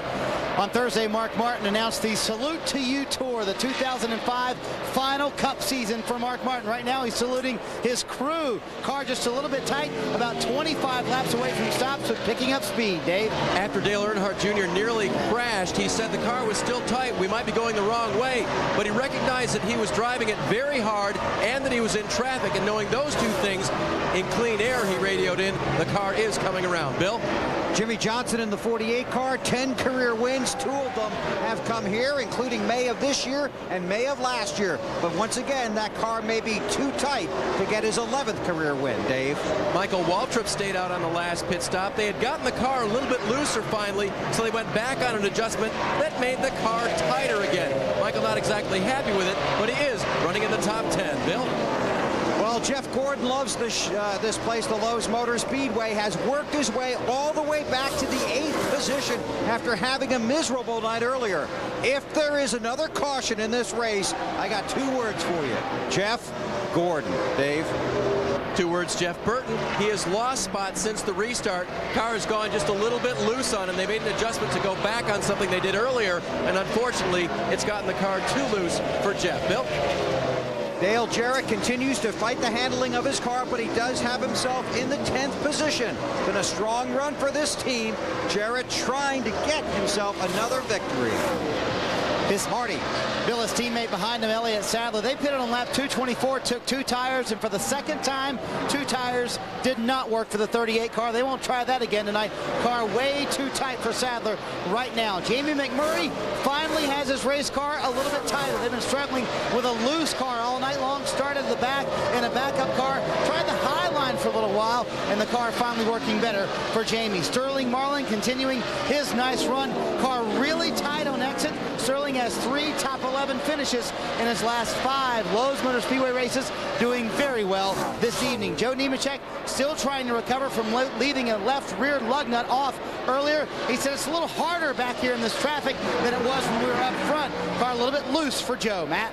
Jimmy Spencer having a very solid night. They last pitted on lap 225, took 4 tires, a wedge adjustment. The car, it's the best it has been all night, Jimmy says. Meanwhile, Tony Stewart, he's gone back and forth. He was horribly loose earlier in the race. Now he says the car is too tight off turn 4, not too bad off 2. He can still get to the bottom, but when he does, it's just too free, Bill. Matt, the 17 car of Matt Kenseth running in the 17th position. Would like to get his lap back. Disappointing run for these guys so far. They've had a lot of trouble here. Came in 7th in the chase for the Cup. They're going to need some help if they want to stay in that chase after tonight. The good news for Matt is he's the only car 1 lap down.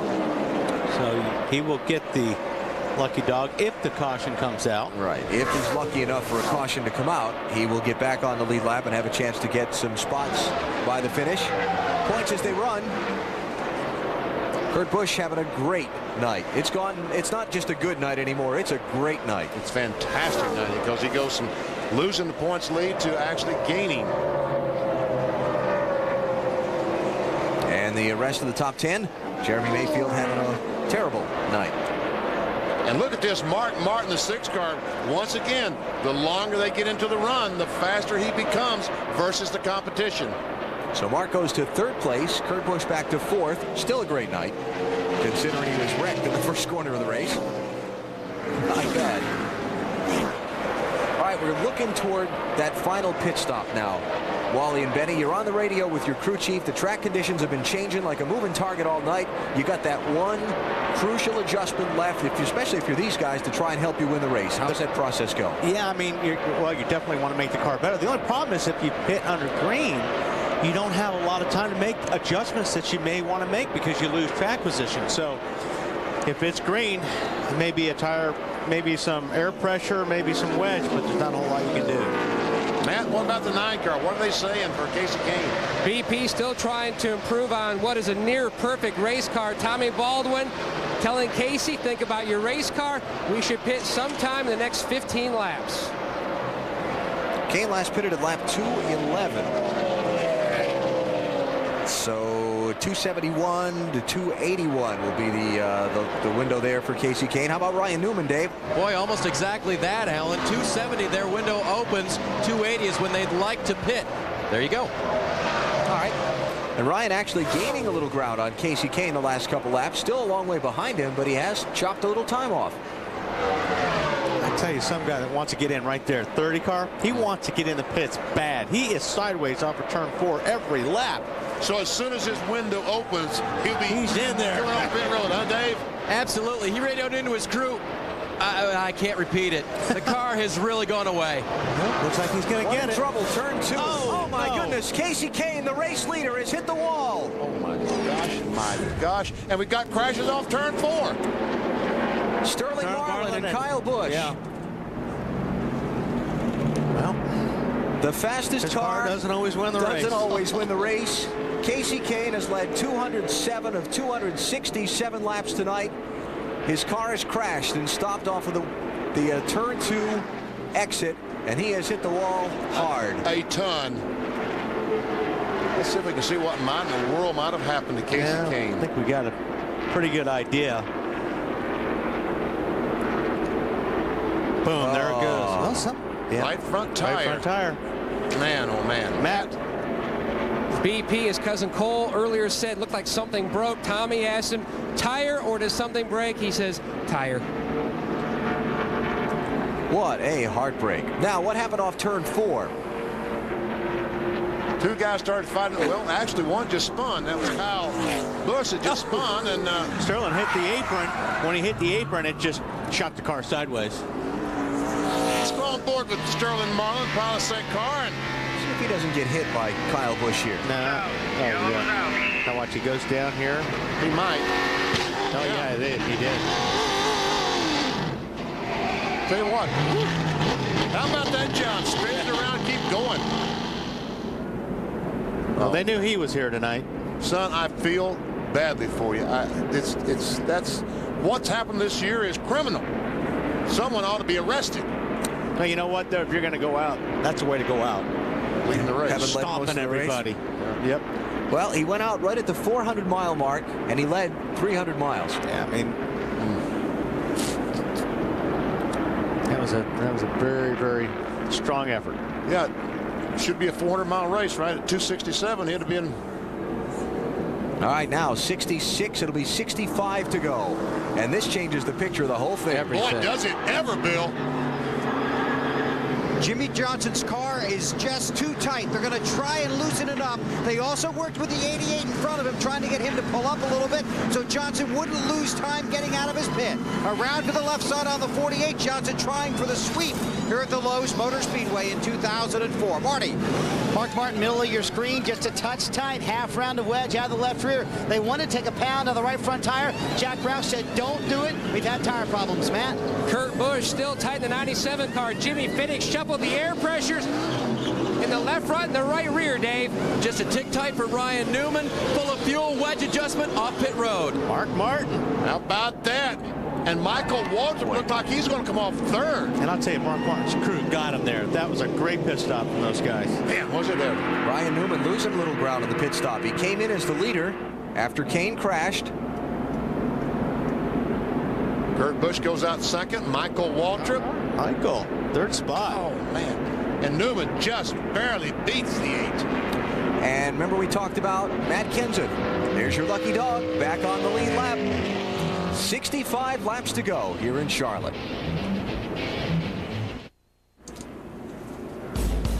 Just past 400 miles of tonight's race, the action started turn 1, lap 1. The 10 car could not get the car shifted. He started 4th, all the cars behind him jammed up. Kurt Busch, Nextel Cup point leader, had trouble. Jeff Gordon had trouble, involved in the crash. Both have since come back onto the lead lap. Brian Vickers, watch this hit. It's big. Watch him fly through the air. That was big. Fortunately, he's okay. 12-minute red flag to repair the safer barrier, but the good news, Brian was just fine. Jeff Gordon spins around, and Rusty Wallace, with nowhere to go, into the side of the 24, had to replace the radiator in the 2. Rusty was running 5th at the time. Dale Jr., coming through on Ryan Newman. And that's Matt Kenseth, one of your championship contenders. Lost the right front, bounced off the wall in turn 3. Has just gotten back onto the lead lap on this caution. Story of the night has been Kasey Kahne in the 9 car. Led 207 of 267 laps. See the 29 car, Kevin Harvick loses an engine down in turn 1. There is oil on the racetrack. The 19 car gets in it. Around he goes. Also the 17 car, Kenseth, spins. Mayfield with big damage. He is in the garage and finishing 33rd. Close call for Junior. A near crash. But here's the story. Kasey Kahne, a right front tire, goes flat into turn 1. And now we have a toss-up for this race. Mark Martin is the new race leader. The restart is going to be with 62 laps to go. Kurt Busch second, Michael Waltrip third, Ryan Newman fourth, Dale Earnhardt Jr. fifth. And I don't know if I could pick a car out of all of these. Remember we talked about earlier, if you took Mikey Waltrip goes into turn 1 and who's that smoking? Robbie Gordon. Looks like he's made contact with someone and knocked the fender on the tire. Yep. Left front. Yeah. Big time. He'll be coming to pit road. Except he doesn't go slamming into the wall first.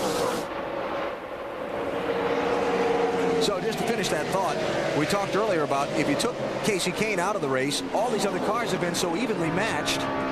Who knows what's going to happen? And guess what? He's out of the race. Yeah. Man, look at that thing smoke.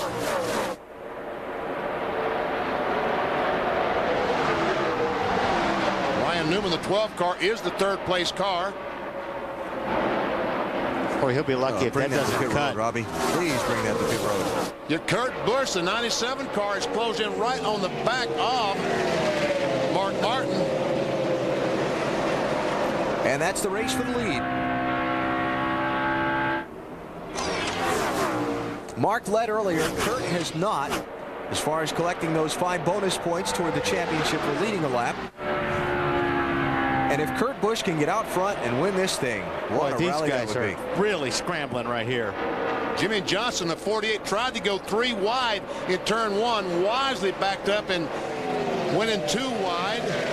There's a battle for what is that, 3rd, 4th, 5th? Yes, sir. And remember those 2 words Bill said earlier about if we get another caution? Jeff Gordon running 6th. Man, what an unbelievable job that they have done tonight, Bill. Now I got 3 words for you. Yes. Tight on fuel. I think about everybody's going to be tight on fuel. When you said 62 to go, Alan, that might have taken some of the guys out of the mix unless they get a couple more laps of caution flag. 3rd place. That's looks like smoke on that coming 10, out 12 car. Or is that just coming from the front of Robbie Gordon in front of him, maybe? It might have been the tire hitting the fender when he goes down the corner, but there was a lot of smoke on the 12. Now Dale Jr. racing Ryan Newman for 4th place. Can't believe Robbie Gordon hasn't stopped and he hasn't blown out. He's still going.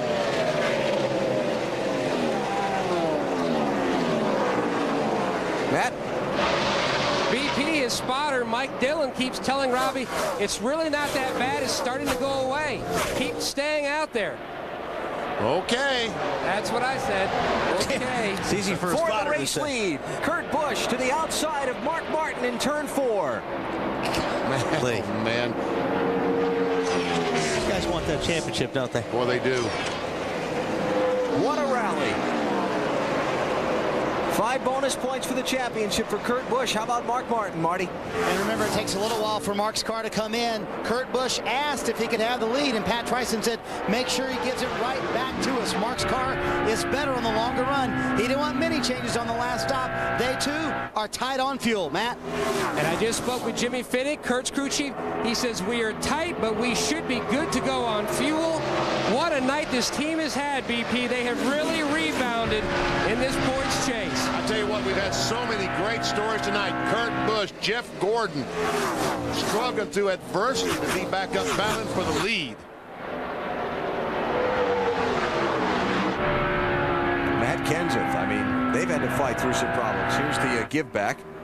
So obviously that was a wave through earlier for Mark Martin. And Kurt's going to send him back on by. It's good to have a teammate in a situation like that. Get those and 5 remember points. that. Sorry, Wally. Remember how the 17, his teammate helped out the 97 earlier in the race after he was involved in that wreck. That's right. Both driving, all 3 driving for Jack Roush. So 54 laps to go. The calculators are flying, buzzing along down on pit road, wearing out the batteries where the fuel mileage numbers are concerned. See, at Kansas last week on a 1.5-mile racetrack, some of these cars struggled at 62, 63 laps. And tonight, they were putting more fuel in these cars because of the cold weather. That is true. It is colder, and they have to do that. But the only thing is about this place is you're off the gas a little bit more than you would be at Kansas. Marty? Kasey Kahne's come from the Infield Care Center. At some point, you've got to wonder what you've done wrong to deserve all this misfortune, Kasey. Yeah, I really don't know. We had a great race car. Dodge dealers, UAW Dodge was fastest thing, best car I've ever drove in my life. And it just happens. It wasn't our day again. I don't necessarily know why this happens, but you know, we'll keep trying. We're getting closer and closer, and I thought tonight was going to be the night, and it just didn't happen. Had you previously had right front tire problems? Well, I broke last night and went in the wall the same way, but I don't know. I don't think it was a tire last night. I'm not sure if it was a tire tonight. I don't know what happened. It just, the front end fell down, and we had a bad vibration before that, and it was going to break anyways. I think it was pretty bad. Once again, Kasey Kahne has the dominant car. Once again, he will not finish the race.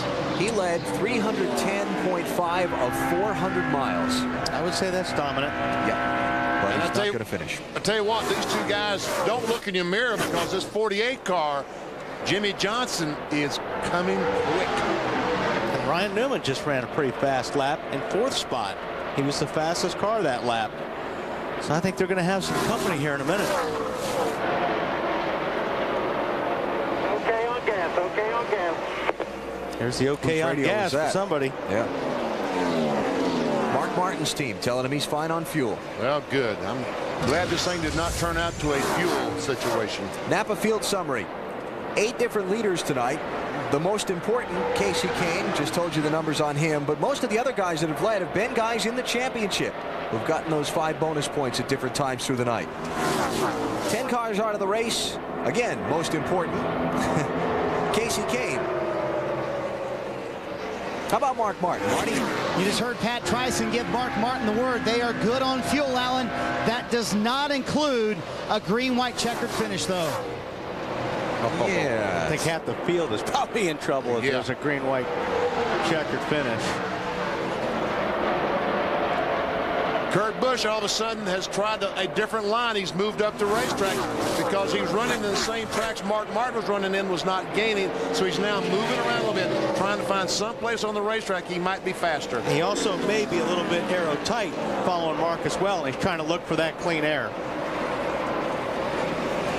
We'll take you through how they got here to this point in the race. Mark Martin started 12th, did not lead till after long while in this race, lap 216. Meanwhile, Kurt Busch took the green flag in 21st position, involved in a crash on lap 1, fell back to 38th place. He's rallied all the way up to 2nd. He has led a lap tonight for bonus points. Jimmie Johnson, currently 3rd, has led 7 laps. At one point was 23rd. Bill? And they have worked all night, Benny, to get the tight out of that race car. It looks like they may have done it. We'll have to see what happens at the end of the run. Jimmie talked about the car being tight on landing, and I assume that's because of all the bumps on this racetrack, especially in 3 and 4. Oh, as for fuel on the 48, crew chief Chap Gordon kind of took his hands and put palms up to the sky like, we'll have to wait and see. Here's another car that's fast right now. Yep, 4th, pole sitter. Ryan Newman led the opening 28 laps of the race before Kasey Kahne ever got out front. He's been kind of back and forth today. Yeah. Been all over the top 10 a little bit. Dave? Let's see, which is going forward, 4th or back? I guess 4th, huh? He is 4th now. Well, you said back and forth. That's what I was getting at. Gotcha. He's going forward. He's going to run these guys down because he was saving fuel. He radioed to his crew chief, Matt Borland. How are we on fuel? He said, give me a second. He radioed back. We are 1 lap to the good. And now I believe Ryan will move toward these guys. Guys, Marty? Yeah, looks like has to fix that 48 car because, well, now he goes to the high side. But a couple laps earlier, riding along with him, he was right on the bottom, and it's hard to do if your car's really tight. Oh, you got a good run at Kurt there, though, huh? It's one of the great things about this racetrack. You can move around the speedway and find an area where your car will work better. And he just found it. Yes, he did, as he goes into the 2nd spot. Well, guess what? There may be a sweep in his future. Jeff Gordon. That's unbelievable. It is unbelievable. What a job that Jeff Gordon has done. Robbie Loomis, that entire crew. Those guys have worked on that car, and heck, we were ready to make that thing a show car. Oh yeah, that's right. We're going. It's going to be in a Lowe's store next week somewhere. And for 3rd place, Ryan Newman by Kurt Busch. As reported by Dave, the 12 car is going forward. Yeah, Kurt may have picked up a little bit of a push there. The last few laps looked like he may have been struggling. So Kurt falls back to the number 4 spot. Matt, what are they saying? Can they make it to the finish? He's good to go to the finish, Alan. The problem that he has, the car just pushes too much when he gets behind somebody. He picks up an aero-tight condition. When he gets clean air, the car is pretty good. Yeah, it looked like he was having a hard time staying on the bottom of the racetrack, Matt. So now he's in a little bit of clean air, but it's hard to pass cars when you're aero-tight. Got a little piece of a side skirt dragging or something on the right side of that car. Yep. Right in front of the right rear tire. I don't know if that's affected his handling any. See it there? Just flapping? It may even just be a piece of tape or something.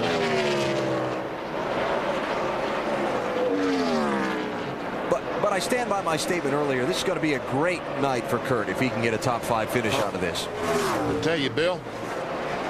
Yeah, it's just about Matt and his car, which is really starting to come back a little bit.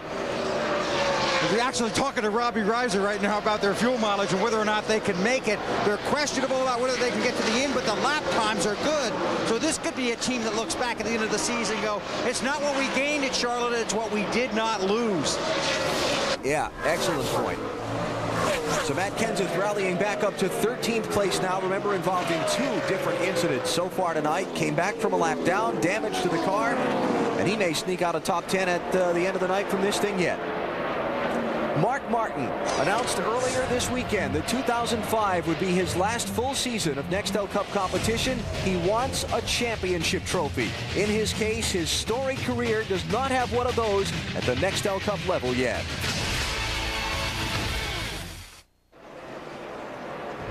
Fighting Irish of Notre Dame back on NBC Sports next Saturday. They beat the big defensive stand to beat Stanford last week, and then the victory over the Naval Academy earlier today. And now it's perennial rival Boston College coming to South Bend, presented by Bristol Myers Squibb. Notre Dame Boston College next Saturday, 2:30 Eastern, 11:30 Pacific on NBC. Mark, you got company. Oh, here we go. Johnson for the lead, goes by Martin, put 48 in front. 33 laps to go. Jimmie Johnson taking the lead. Bill, they have worked on that car all night long. They have, and some of that work comes after happy hour last night when crew chief Chad Gordon told Jimmie Johnson, well, we're good, but we're about a tenth and a half off of some of the other guys, including the 9. Jimmie said, I think I can drive it and make that up during the race. So today, Chad Gordon put a setup in that car that would allow his driver down the stretch to drive it more aggressively. 48 to the front. Jimmie Johnson looking for the season sweep here at Lowe's Motor Speedway. Won the Coca-Cola 600 back Memorial Weekend. In fact, he's won the 600 the last 2 Memorial weekends. And his record here at this racetrack, his first race he ever ran here, finished 39th. Didn't have a good day. Since then, 7th, 6th, 1st, 3rd, 1st. That's pretty good. Like that? All right, down to the final laps. Who can make it? Who can't? What's the thinking down on pit road? We go through the field, starting with the leader in Bill Weber. Well, as far as Jimmie Johnson is concerned, again, what crew chief Chad Gordon told me is he's not certain, but he guards his cards pretty closely. I believe that 48 should be able to make it. That would give him the sweep at Charlotte, Marty. Bill, Mark Martin driving his favorite car. This car has done everything but win. Its best ever finished 2nd at Dover. He would love to put it in victory lane tonight and try and stamp his way to New York and the Nextel Cup. Dave? Ryan Newman still going forward. The car is good right now, according to the driver. Back to his crew. He'll try to make up ground on the 6.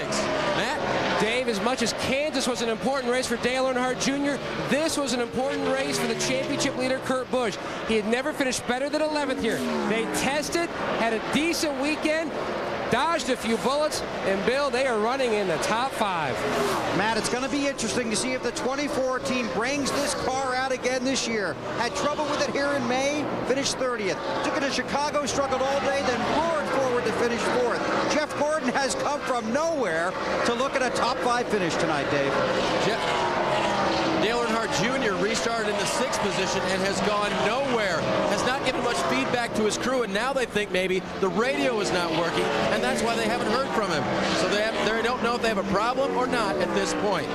15 of Michael Waltrip restarted 3rd and has gone backwards. I believe the car has gone away on the handling. Might be tight again. That's the problem they've been fighting all night long. Bill? Dale Jarrett with 6 top 5 finishes and 13 top 10s, and down the stretch, he and his team are committed to strong runs. They've worked on this car all night. They are in the top 10, Marty.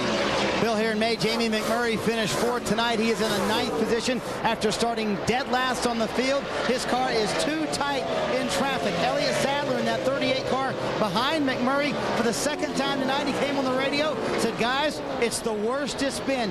Way too tight for the 4th place man in the championship. Dave? When this car was here in May, it was driven by Johnny Sauter, and it was crashed. He did not finish the race. Jeff Burton's done a great job, restarted 12th, and has moved up 1 position since the last restart. Bill? Here's another story you'll be reading about tomorrow. The headline tonight, Matt Kenseth all the way up to 12th. After a night on the track they would like to forget. Matt trying to save points and stay in the chase, Marty. Bill, last week's winner at Kansas, Joe Nemechek, in 13th. He said, it's tight, get us loose. When they tested here last Monday, he ran over 700 miles. It took him 12 hours to do it, but it certainly helped them this evening. Sterling Marlin continues his very solid run from 31st up to the 14th position. Car really tight on exit for Sterling, having a tough time getting it to turn off of the corners. Matt? Tony Stewart was 173 points out of 1st. He needed to make his move tonight. He hasn't called it evil, but this car has reacted like evil. It has been horrendously loose and then back on the tight side. Meanwhile, Jimmy Spencer having a very solid run tonight. The car, though, loose on this set of tires. Now 4 car. He is not happy with them. Trying to hang on. His best finish this year, Alan, 17th at Dover. I've been very impressed with the job Jimmy and this team have done tonight. About to go a lap down to leader Jimmie Johnson, but this is an underdog team, underfunded team. They've had their troubles this year, but boy, they've run well tonight. Yeah, they've been very good all night long. They stayed on the lead lap right there. Yep, 24 to the go. Race, yeah. But meanwhile, right behind the leader, Jimmie Johnson, we got a great battle for the 2nd position between Martin in 6th, Ryan Newman in 12. And they're also getting closer to Jimmie Johnson. They just have to wonder where the fuel mileage is at for some of these guys. I can't believe it's that close that they're racing this hard. But I'm also concerned about the right front tire. Kasey Kahne had run 58 laps when he had a problem. The 19 and 7. Trouble right in front of these drivers. Who's in it? Did Martin get a piece of it? It was there goes Spencer Kurt that Busch spun out. sliding through the grass. Woo! Hang on, Kurt. Good job. That's hard to do. Wow. Driving through the grass at 170 miles per hour. So how big a piece of that did Ryan Newman and Mark Martin get? Oh, man. Check out the pavement. Big enough. Big enough is right. 22 laps to go, racing for second place. And you could see Ryan Newman was right on Mark Martin's right rear. I bet you he took the air off the spoiler. Damage to both front fenders. It's like the left rear as well. They got every corner but the left rear. I guess the left rear isn't banged up, just the front. All right, now, some of these other guys that don't have the crash damage. Do you pit here, take on fresh tires? And Newman was just up on. Oh, that started in front of him. Oh, man. Oh, talk about that bad luck, BP. Look at Kurt Busch. That is hard to do. I mean, normally when you hit the grass, it's like hitting ice. He did a good job. Just kept the steering wheel straight, let the car slow down, and finally get to the pavement. Here they come, Bill. The 48 car of Jimmie Johnson on pit road. They put on right side tires. Now it is a 4-tire stop. They talked about doing fuel only, but a 4-tire stop for Johnson, Marty. Right front and left front fender damage for Mark Martin, who clearly had a top 5 car tonight. He said the steering wheel is turned to the right. They'll have to make many stops, Matt. Marty, 4-tire change for Kurt Busch. No adjustments. What a night he has had. What a weekend he's had. Dave. Damage control for Ryan Newman. The left front fender was pulled out. They worked on the right side as well. 4 tires, no chassis changes on the 12. Marty. Dave, very calmly, Mark Martin said, let's stay here. Let's fix the fenders now. They take all 4 tires. It is towed out in the left front for Mark Martin. He said, I can live with it till the end of this race, but obviously a lot of fender damage for the 16. Got a new leader. Nemechek take the gamble. Took the gamble. Took the gamble. Took 2. So lots of work to be done to Mark Martin's car to get him back out on the track. Try and salvage something out of this night. Let's see what might have happened between the 77 of Brendan Gaughan and the 4 of Jimmy Spencer.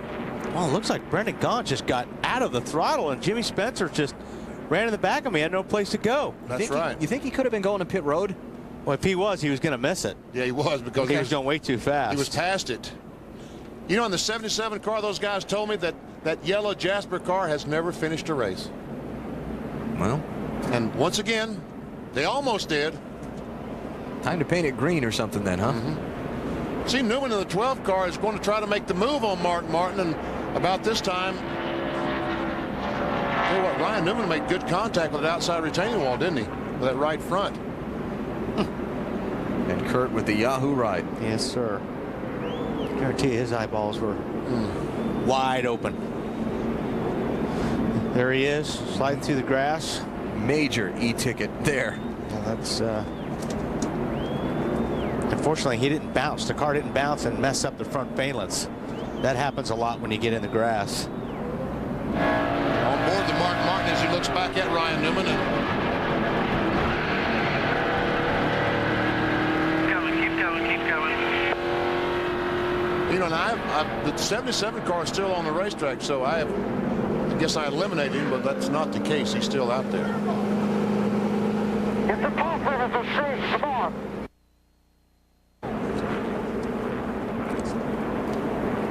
It just depends. I mean, you know, they're doing a good job on the body, but it just depends on the suspension. If the suspension's hurt, then they're in trouble, Marty. Yeah, BP, or Wally, that's the question. Mark did say it. He came on the radio at first and said it doesn't drive that bad. And he said, wait, it does drive bad. It is towed out on the left. Mark said, again, I can live with it. They pop riveted on and taped on a left front fender valence. They're going to probably bring him in one more time, make at least one more repair to the right front fender, which they have not done yet. They may be able to fix the toe a little bit. And the good thing about it is if you're on new tires, you can hide the problem for a little while. Oh, boy. Yeah, that's just so bad. That's so bad.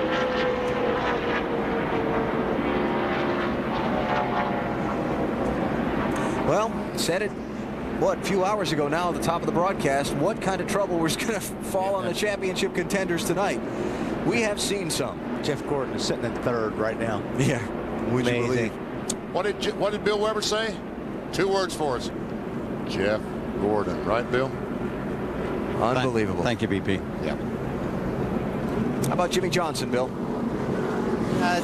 Could end up being a great night for Hendrick Motorsports. The 48 of Jimmie Johnson in second. He has been good on the track because his guys have worked on it all night in the pits. And here are the guys that may have just helped him win this race. Chad Gordon, crew chief, Rockford, Illinois. Ryan McMurray, front tire carrier, San Bernardino, California. Corey Quick, front tire changer, of Falls, Missouri. Chris Anderson, Jackman, Tampa, Florida. Ron Malik, rear tire carrier, Franklin, Wisconsin. Shane Parsonal, rear tire changer, Oswego, New York. Jim Pollard, gasman, High Point, North Carolina. Mike Knauer, catch can, Cambridge, Maryland. Matt Clark, pit crew coach, North Haven, Connecticut. And Chad Knaus, the pit crew, the crew chief, his mom and dad are here this weekend. Oh, yeah? Yeah, so that would be big to get those guys in victory lane because they said they very seldom get to go to races. Look at that, 8 pit stops tonight, average 14.1 seconds. That's excellent. That's average. Not bad. All right, what's Nemechek going to be able to do with those 2 tires versus 4 tires right behind him? Restart's going to be with 17 to go. And it's going to be interesting.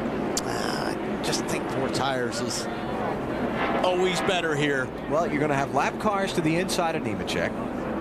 He's out there with just 2 right side tires. Jimmie Johnson with Jeff Gordon behind him. And 4 fresh ones. Who knows what's going to happen. And then next Sunday, Martinsville, Virginia. Final short track race of the season for the NASCAR Nextel Cup Series. Actually got a doubleheader of short track racing for you. NASCAR Busch Series racing from Memphis. Saturday, TNT presented by Propane. That's 3:30 Eastern Time. Then next Sunday, the Subway 500. From Martinsville Speedway, we start with Discover Card Countdown to Green at 12:30 Eastern. Next weekend, right now we got the final 17 laps of this one to run.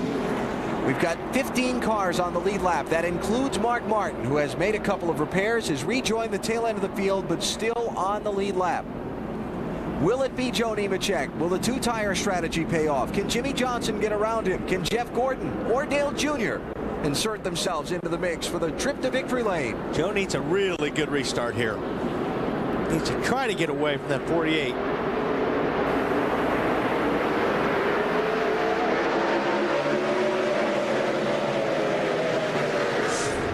Got a good restart. But unfortunately, the 48 also got a good restart. Watch those 4 fresh tires. Yeah.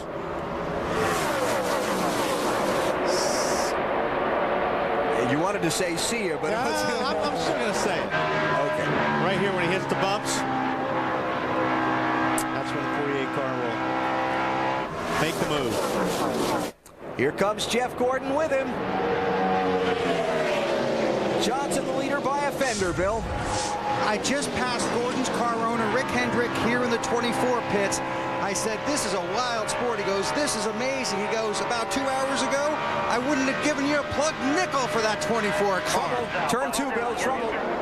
Michael Waltrip was running 11th.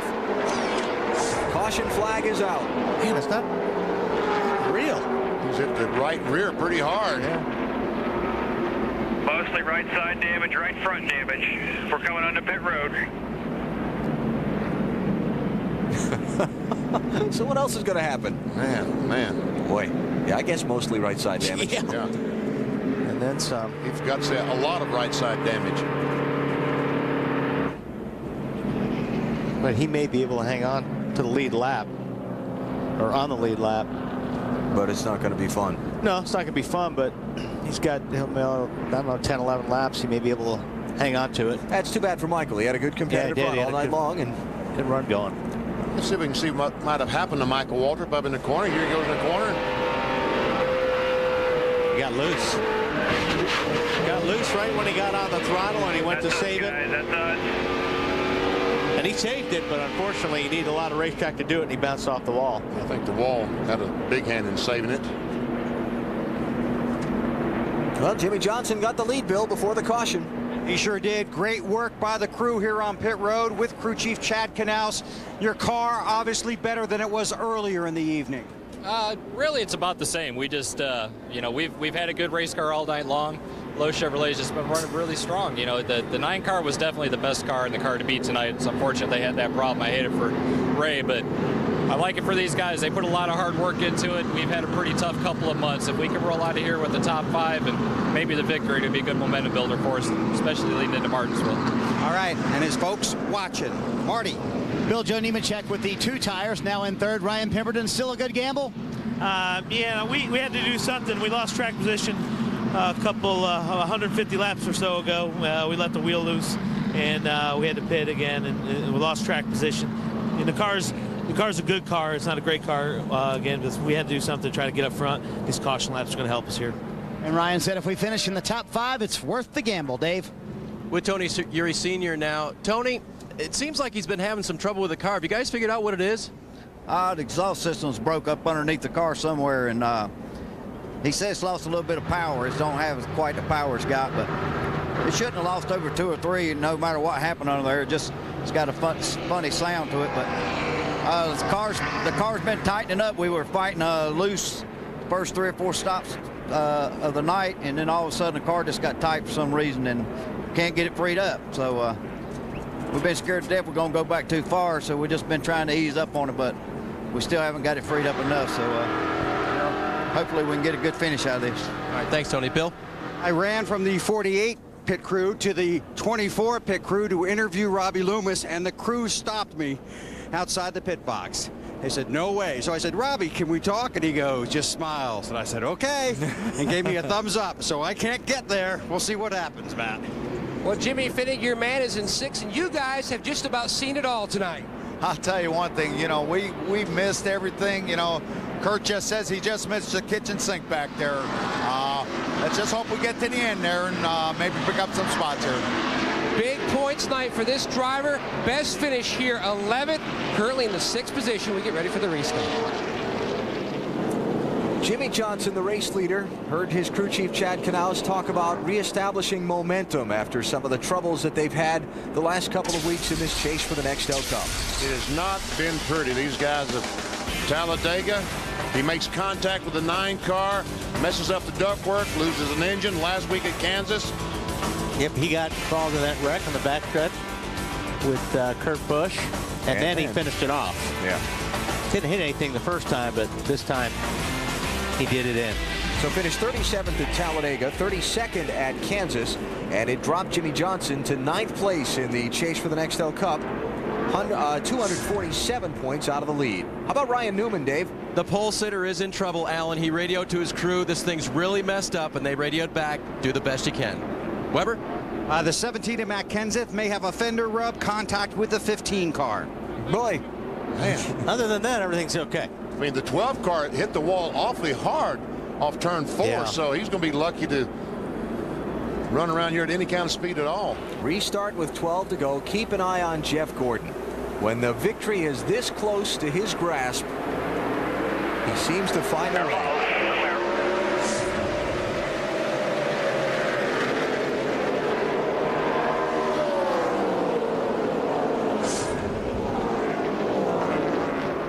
Nemechek having all kinds of troubles. Called grip. Lack of. Dale Jr. kind of hung up behind him. Newman pinned in behind some lap cars. That's the race for 3rd you're looking at. Nemechek and Earnhardt Jr. There goes Jr. on the inside. Almost couldn't quite do it.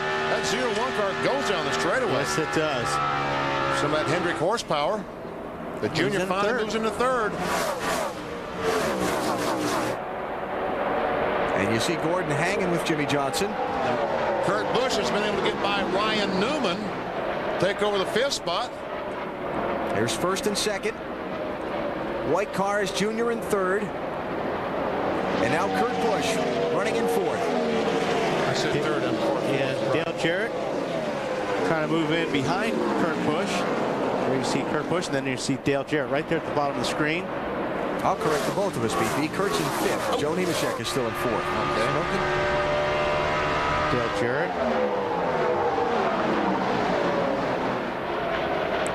What a drive for Dale Jarrett. Started way back in 39th place. He's up in 6th now. Good night for the big brown truck.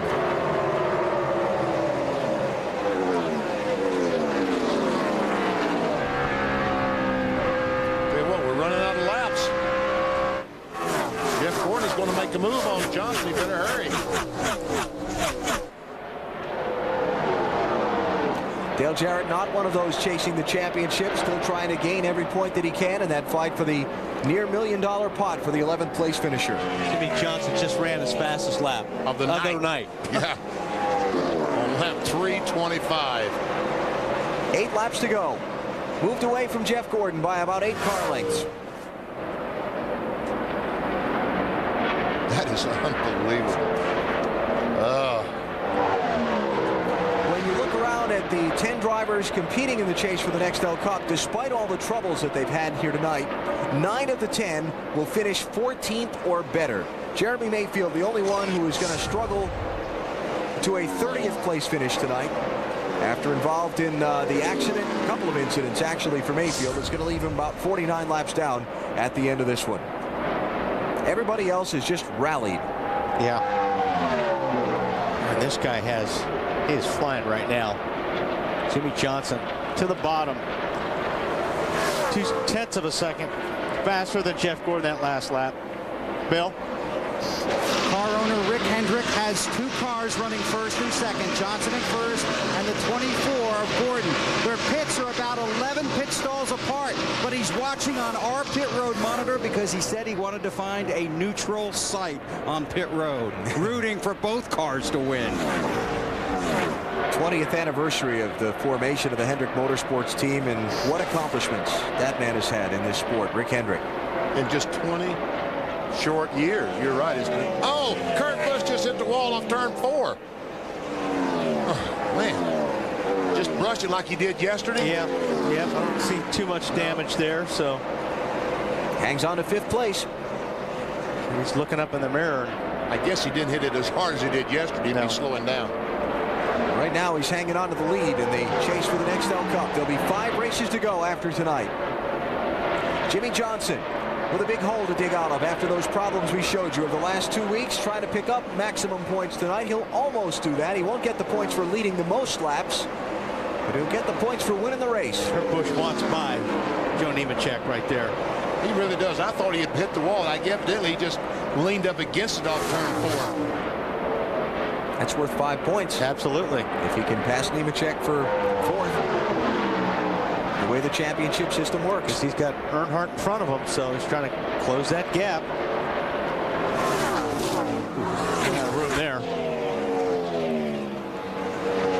And Joe Nemechek, obviously the 0-1 car, does not want the 97 to go by and try and do anything he can to keep him back there. Been a great few weeks for Nemechek and that 0-1 team, even though the tire gamble hasn't paid off in a win tonight. Looking at a potential top 5 finish. It'll be their 4th top 10 in the last 5 weeks if they're able to pull it off. And those guys had a lot of good runs going this year and just haven't been able to finalize the deal. I mean, they have been competitive all year. Less than 2 laps to go. White flag will be waiting for Jimmie Johnson when he comes back around. Kurt Busch finally gets by Nemechek to take over the 4th position.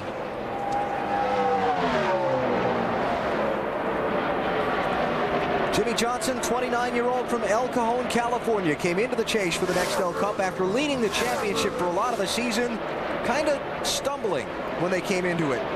4 of the 6 races before this final 10-race chase, Johnson finished 30th or worse. He's now less than a lap from the checkered flag tonight and a sweep of the season's races here at Lowe's Motor Speedway. Last man to do it at this racetrack, Dale Earnhardt, 1986. That last lap's a long lap. So what is winning before friends and family meet? That was it. Jimmie Johnson wins the UAW GM Quality 500, 1.7 seconds over Jeff Gordon. Jimmie Johnson back with his momentum in his championship bid in 2004.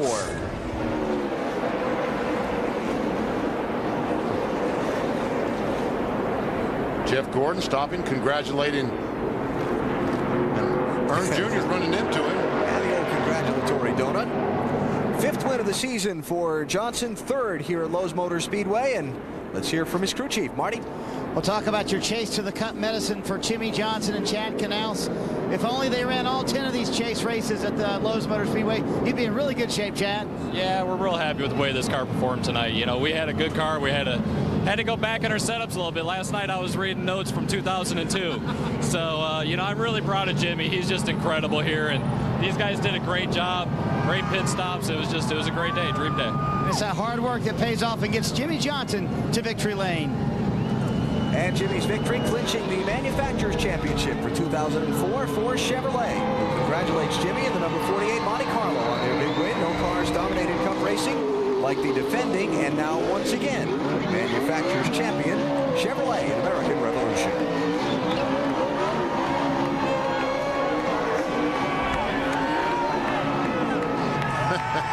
He must be getting dizzy going around all those circles. So Jimmie ties Jeff Gordon and Dale Earnhardt Jr. for most wins this season. And while we wait for Jimmie to come around so we can talk to him, here's how they ran tonight at Charlotte. The, of course, championship contenders in the yellow, and they finished fairly well on the night. A little rally for Tony Stewart to get 10th. Yeah. Jeff Burton had a good run, too, at 9th. And Mark Martin and Ryan Newman, after that crash off turn 4, will finish 13th and 14th. And you know what? I thought Michael was going to be able to hang in there and finish this thing, but he pulled his car behind the wall and wound up 28th. Bad night for Jeremy Mayfield, 30th place. Championship hopes pretty well done. Kasey Kahne dominated the race. Did not have a good finish, wound up 32nd. And let's go downstairs. Dave? With Jeff Gordon, not someone who we thought we'd be talking to in 2nd place. Jeff, what an unbelievable comeback. Unbelievable. I tell you, that's why this team is just so incredible. I love these guys, and I tell you, I'm just, that's the first one, too, that me and Jimmie have had. I believe that we really had to battle. I got a fender underneath him before that last restart. After that last restart, my car got tight. He was gone. But I'm just so proud of these guys on this DuPont Chevrolet. Got to thank DuPont, you know, Pepsi, GMAC, Lay's, Quaker State. I mean, it's just an awesome day for us. I don't know what in the world happened at the beginning, but we were junk, and car was just so loose I couldn't drive it. We went a lap down. I spun out. Got hit by Rusty. I hated it for Rusty, and you know, we just tightened the car up, and man, all of a sudden that thing just came to life, and just incredible effort. Everybody stayed so calm, and that's what makes a championship team. And we didn't gain a lot of points today, but we were going to lose a lot before that all happened. But I want to congratulate Jimmie Johnson. Great job, man. He's a great race car driver. Great recovery for Jeff Gordon. Marty? Well, Dave, I'm wondering what Kurt Busch did not go through tonight. Let's look in your car for the horseshoe. Is there anywhere in there? I didn't run over the kitchen sink on the back straightaway. Good job. Awesome job. I really don't know what to say except for that this is our best finish ever at Charlotte. And to be able to do this with dodging so many obstacles. It was the adventure of Kurt Busch and team today. The Irwin team did a great job. And it's just a matter of just every pit stop trying to understand what to change and what was going to happen next, and we did a good job just avoiding disaster as many times as it did strike today. Certainly seems that things are going their way, Matt. Mark, I know you're frustrated. What an unbelievable night. A great race car, and then give us your perception of what happened. You saw it. You know, be hard for me to believe that some of these guys could pass a driver's test. I can't believe they got driver's license. Is this going to be the shot that knocks you out of the chase, Mark, or do you feel like this team is still alive? I don't know. Golly, we did everything we could do here. Gave it a great run for the whole team. I can't help it. You know, I can't help it. Oh, it's just heartbreaking to hear Mark there, the emotion. Oh, man. I mean, he had a chance to be the NASCAR Nextel Cup champion. It might be gone. Dave? Let's check in with Dale Earnhardt Jr., his car being rolled away. Now, you battled quite a bit tonight, but ended up 3rd. How's that feel? That feels good. We battled hard. Had an exhaust pipe, the center section exhaust pipe blew out, and lost a lot of power down the straightaway. It was the best motor on the racetrack till that happened. Then it was about like everybody else. But lost your radio too? My radio went dead. We had a good night though. We raced hard. I kept on saying I'm pushing, but don't loosen me up too much. And I just got to let them do what they got to do, and we'd have been right. We were good in the middle part of the race, running second to Kasey. He broke, and I think we had the car to win at that point, but I wouldn't let him free the car up as the track got tighter, and I just got to let them do that. You know, we had to make some adjustments there at the end. We got lucky for that caution. We was not going to finish in the top 5, but great day from the pits. Had a good car and real happy. No win yet at Charlotte, but 3rd place tonight. Bill?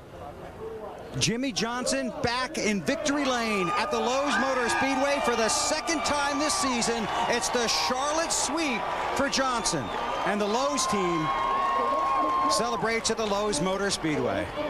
Big drink for you. Congratulations. How was that car early in the race? It was good. You know, I think we had probably the 2nd or 3rd best car through the beginning of the race, and as the race went on, we made the right adjustments. The 9 car was class of the field, but something happened with him, and then we just picked up and did what we needed to do. What a way to come back and kind of right the ship after the bad luck that we've had. To come back to Lowe's Motor Speedway, win with the Lowe's Monte Carlo. I just can't say enough. And these guys behind me up there, those are the boys. Hey! Come on, They had great stops for you tonight, and your car was a little tight. You worked on that. Yeah, we worked on a lot of things. Those guys, through the last couple months that have been hard for us, they never quit. Hey, boss. Car owner Rick Hendrick. Okay, good, thank you.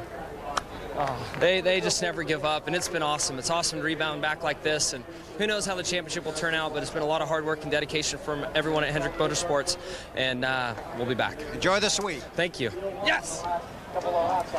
So let's check the championship standings. After tonight's race, Kurt Busch with a 24-point lead on Dale Earnhardt Jr. None of the top 7 positions changing hands. No, but Jimmie Johnson, he didn't gain a whole lot, but boy, he made up a lot of ground. You know, I mean, that was a big help for those guys point-wise. Big momentum swing tonight in the favor of the 48. And 5 races to go. So next weekend, it's on to some short track racing. Saturday, 3:30 Eastern on TNT. NASCAR Busch Series Racing from Memphis, presented by Propane. And then next Sunday, NBC 12:30 Eastern, the Subway 500. From the Martinsville Speedway, we start with Discover Kart Countdown to Green. Except on the West Coast, late local news is next, followed by Saturday Night Live. See ya.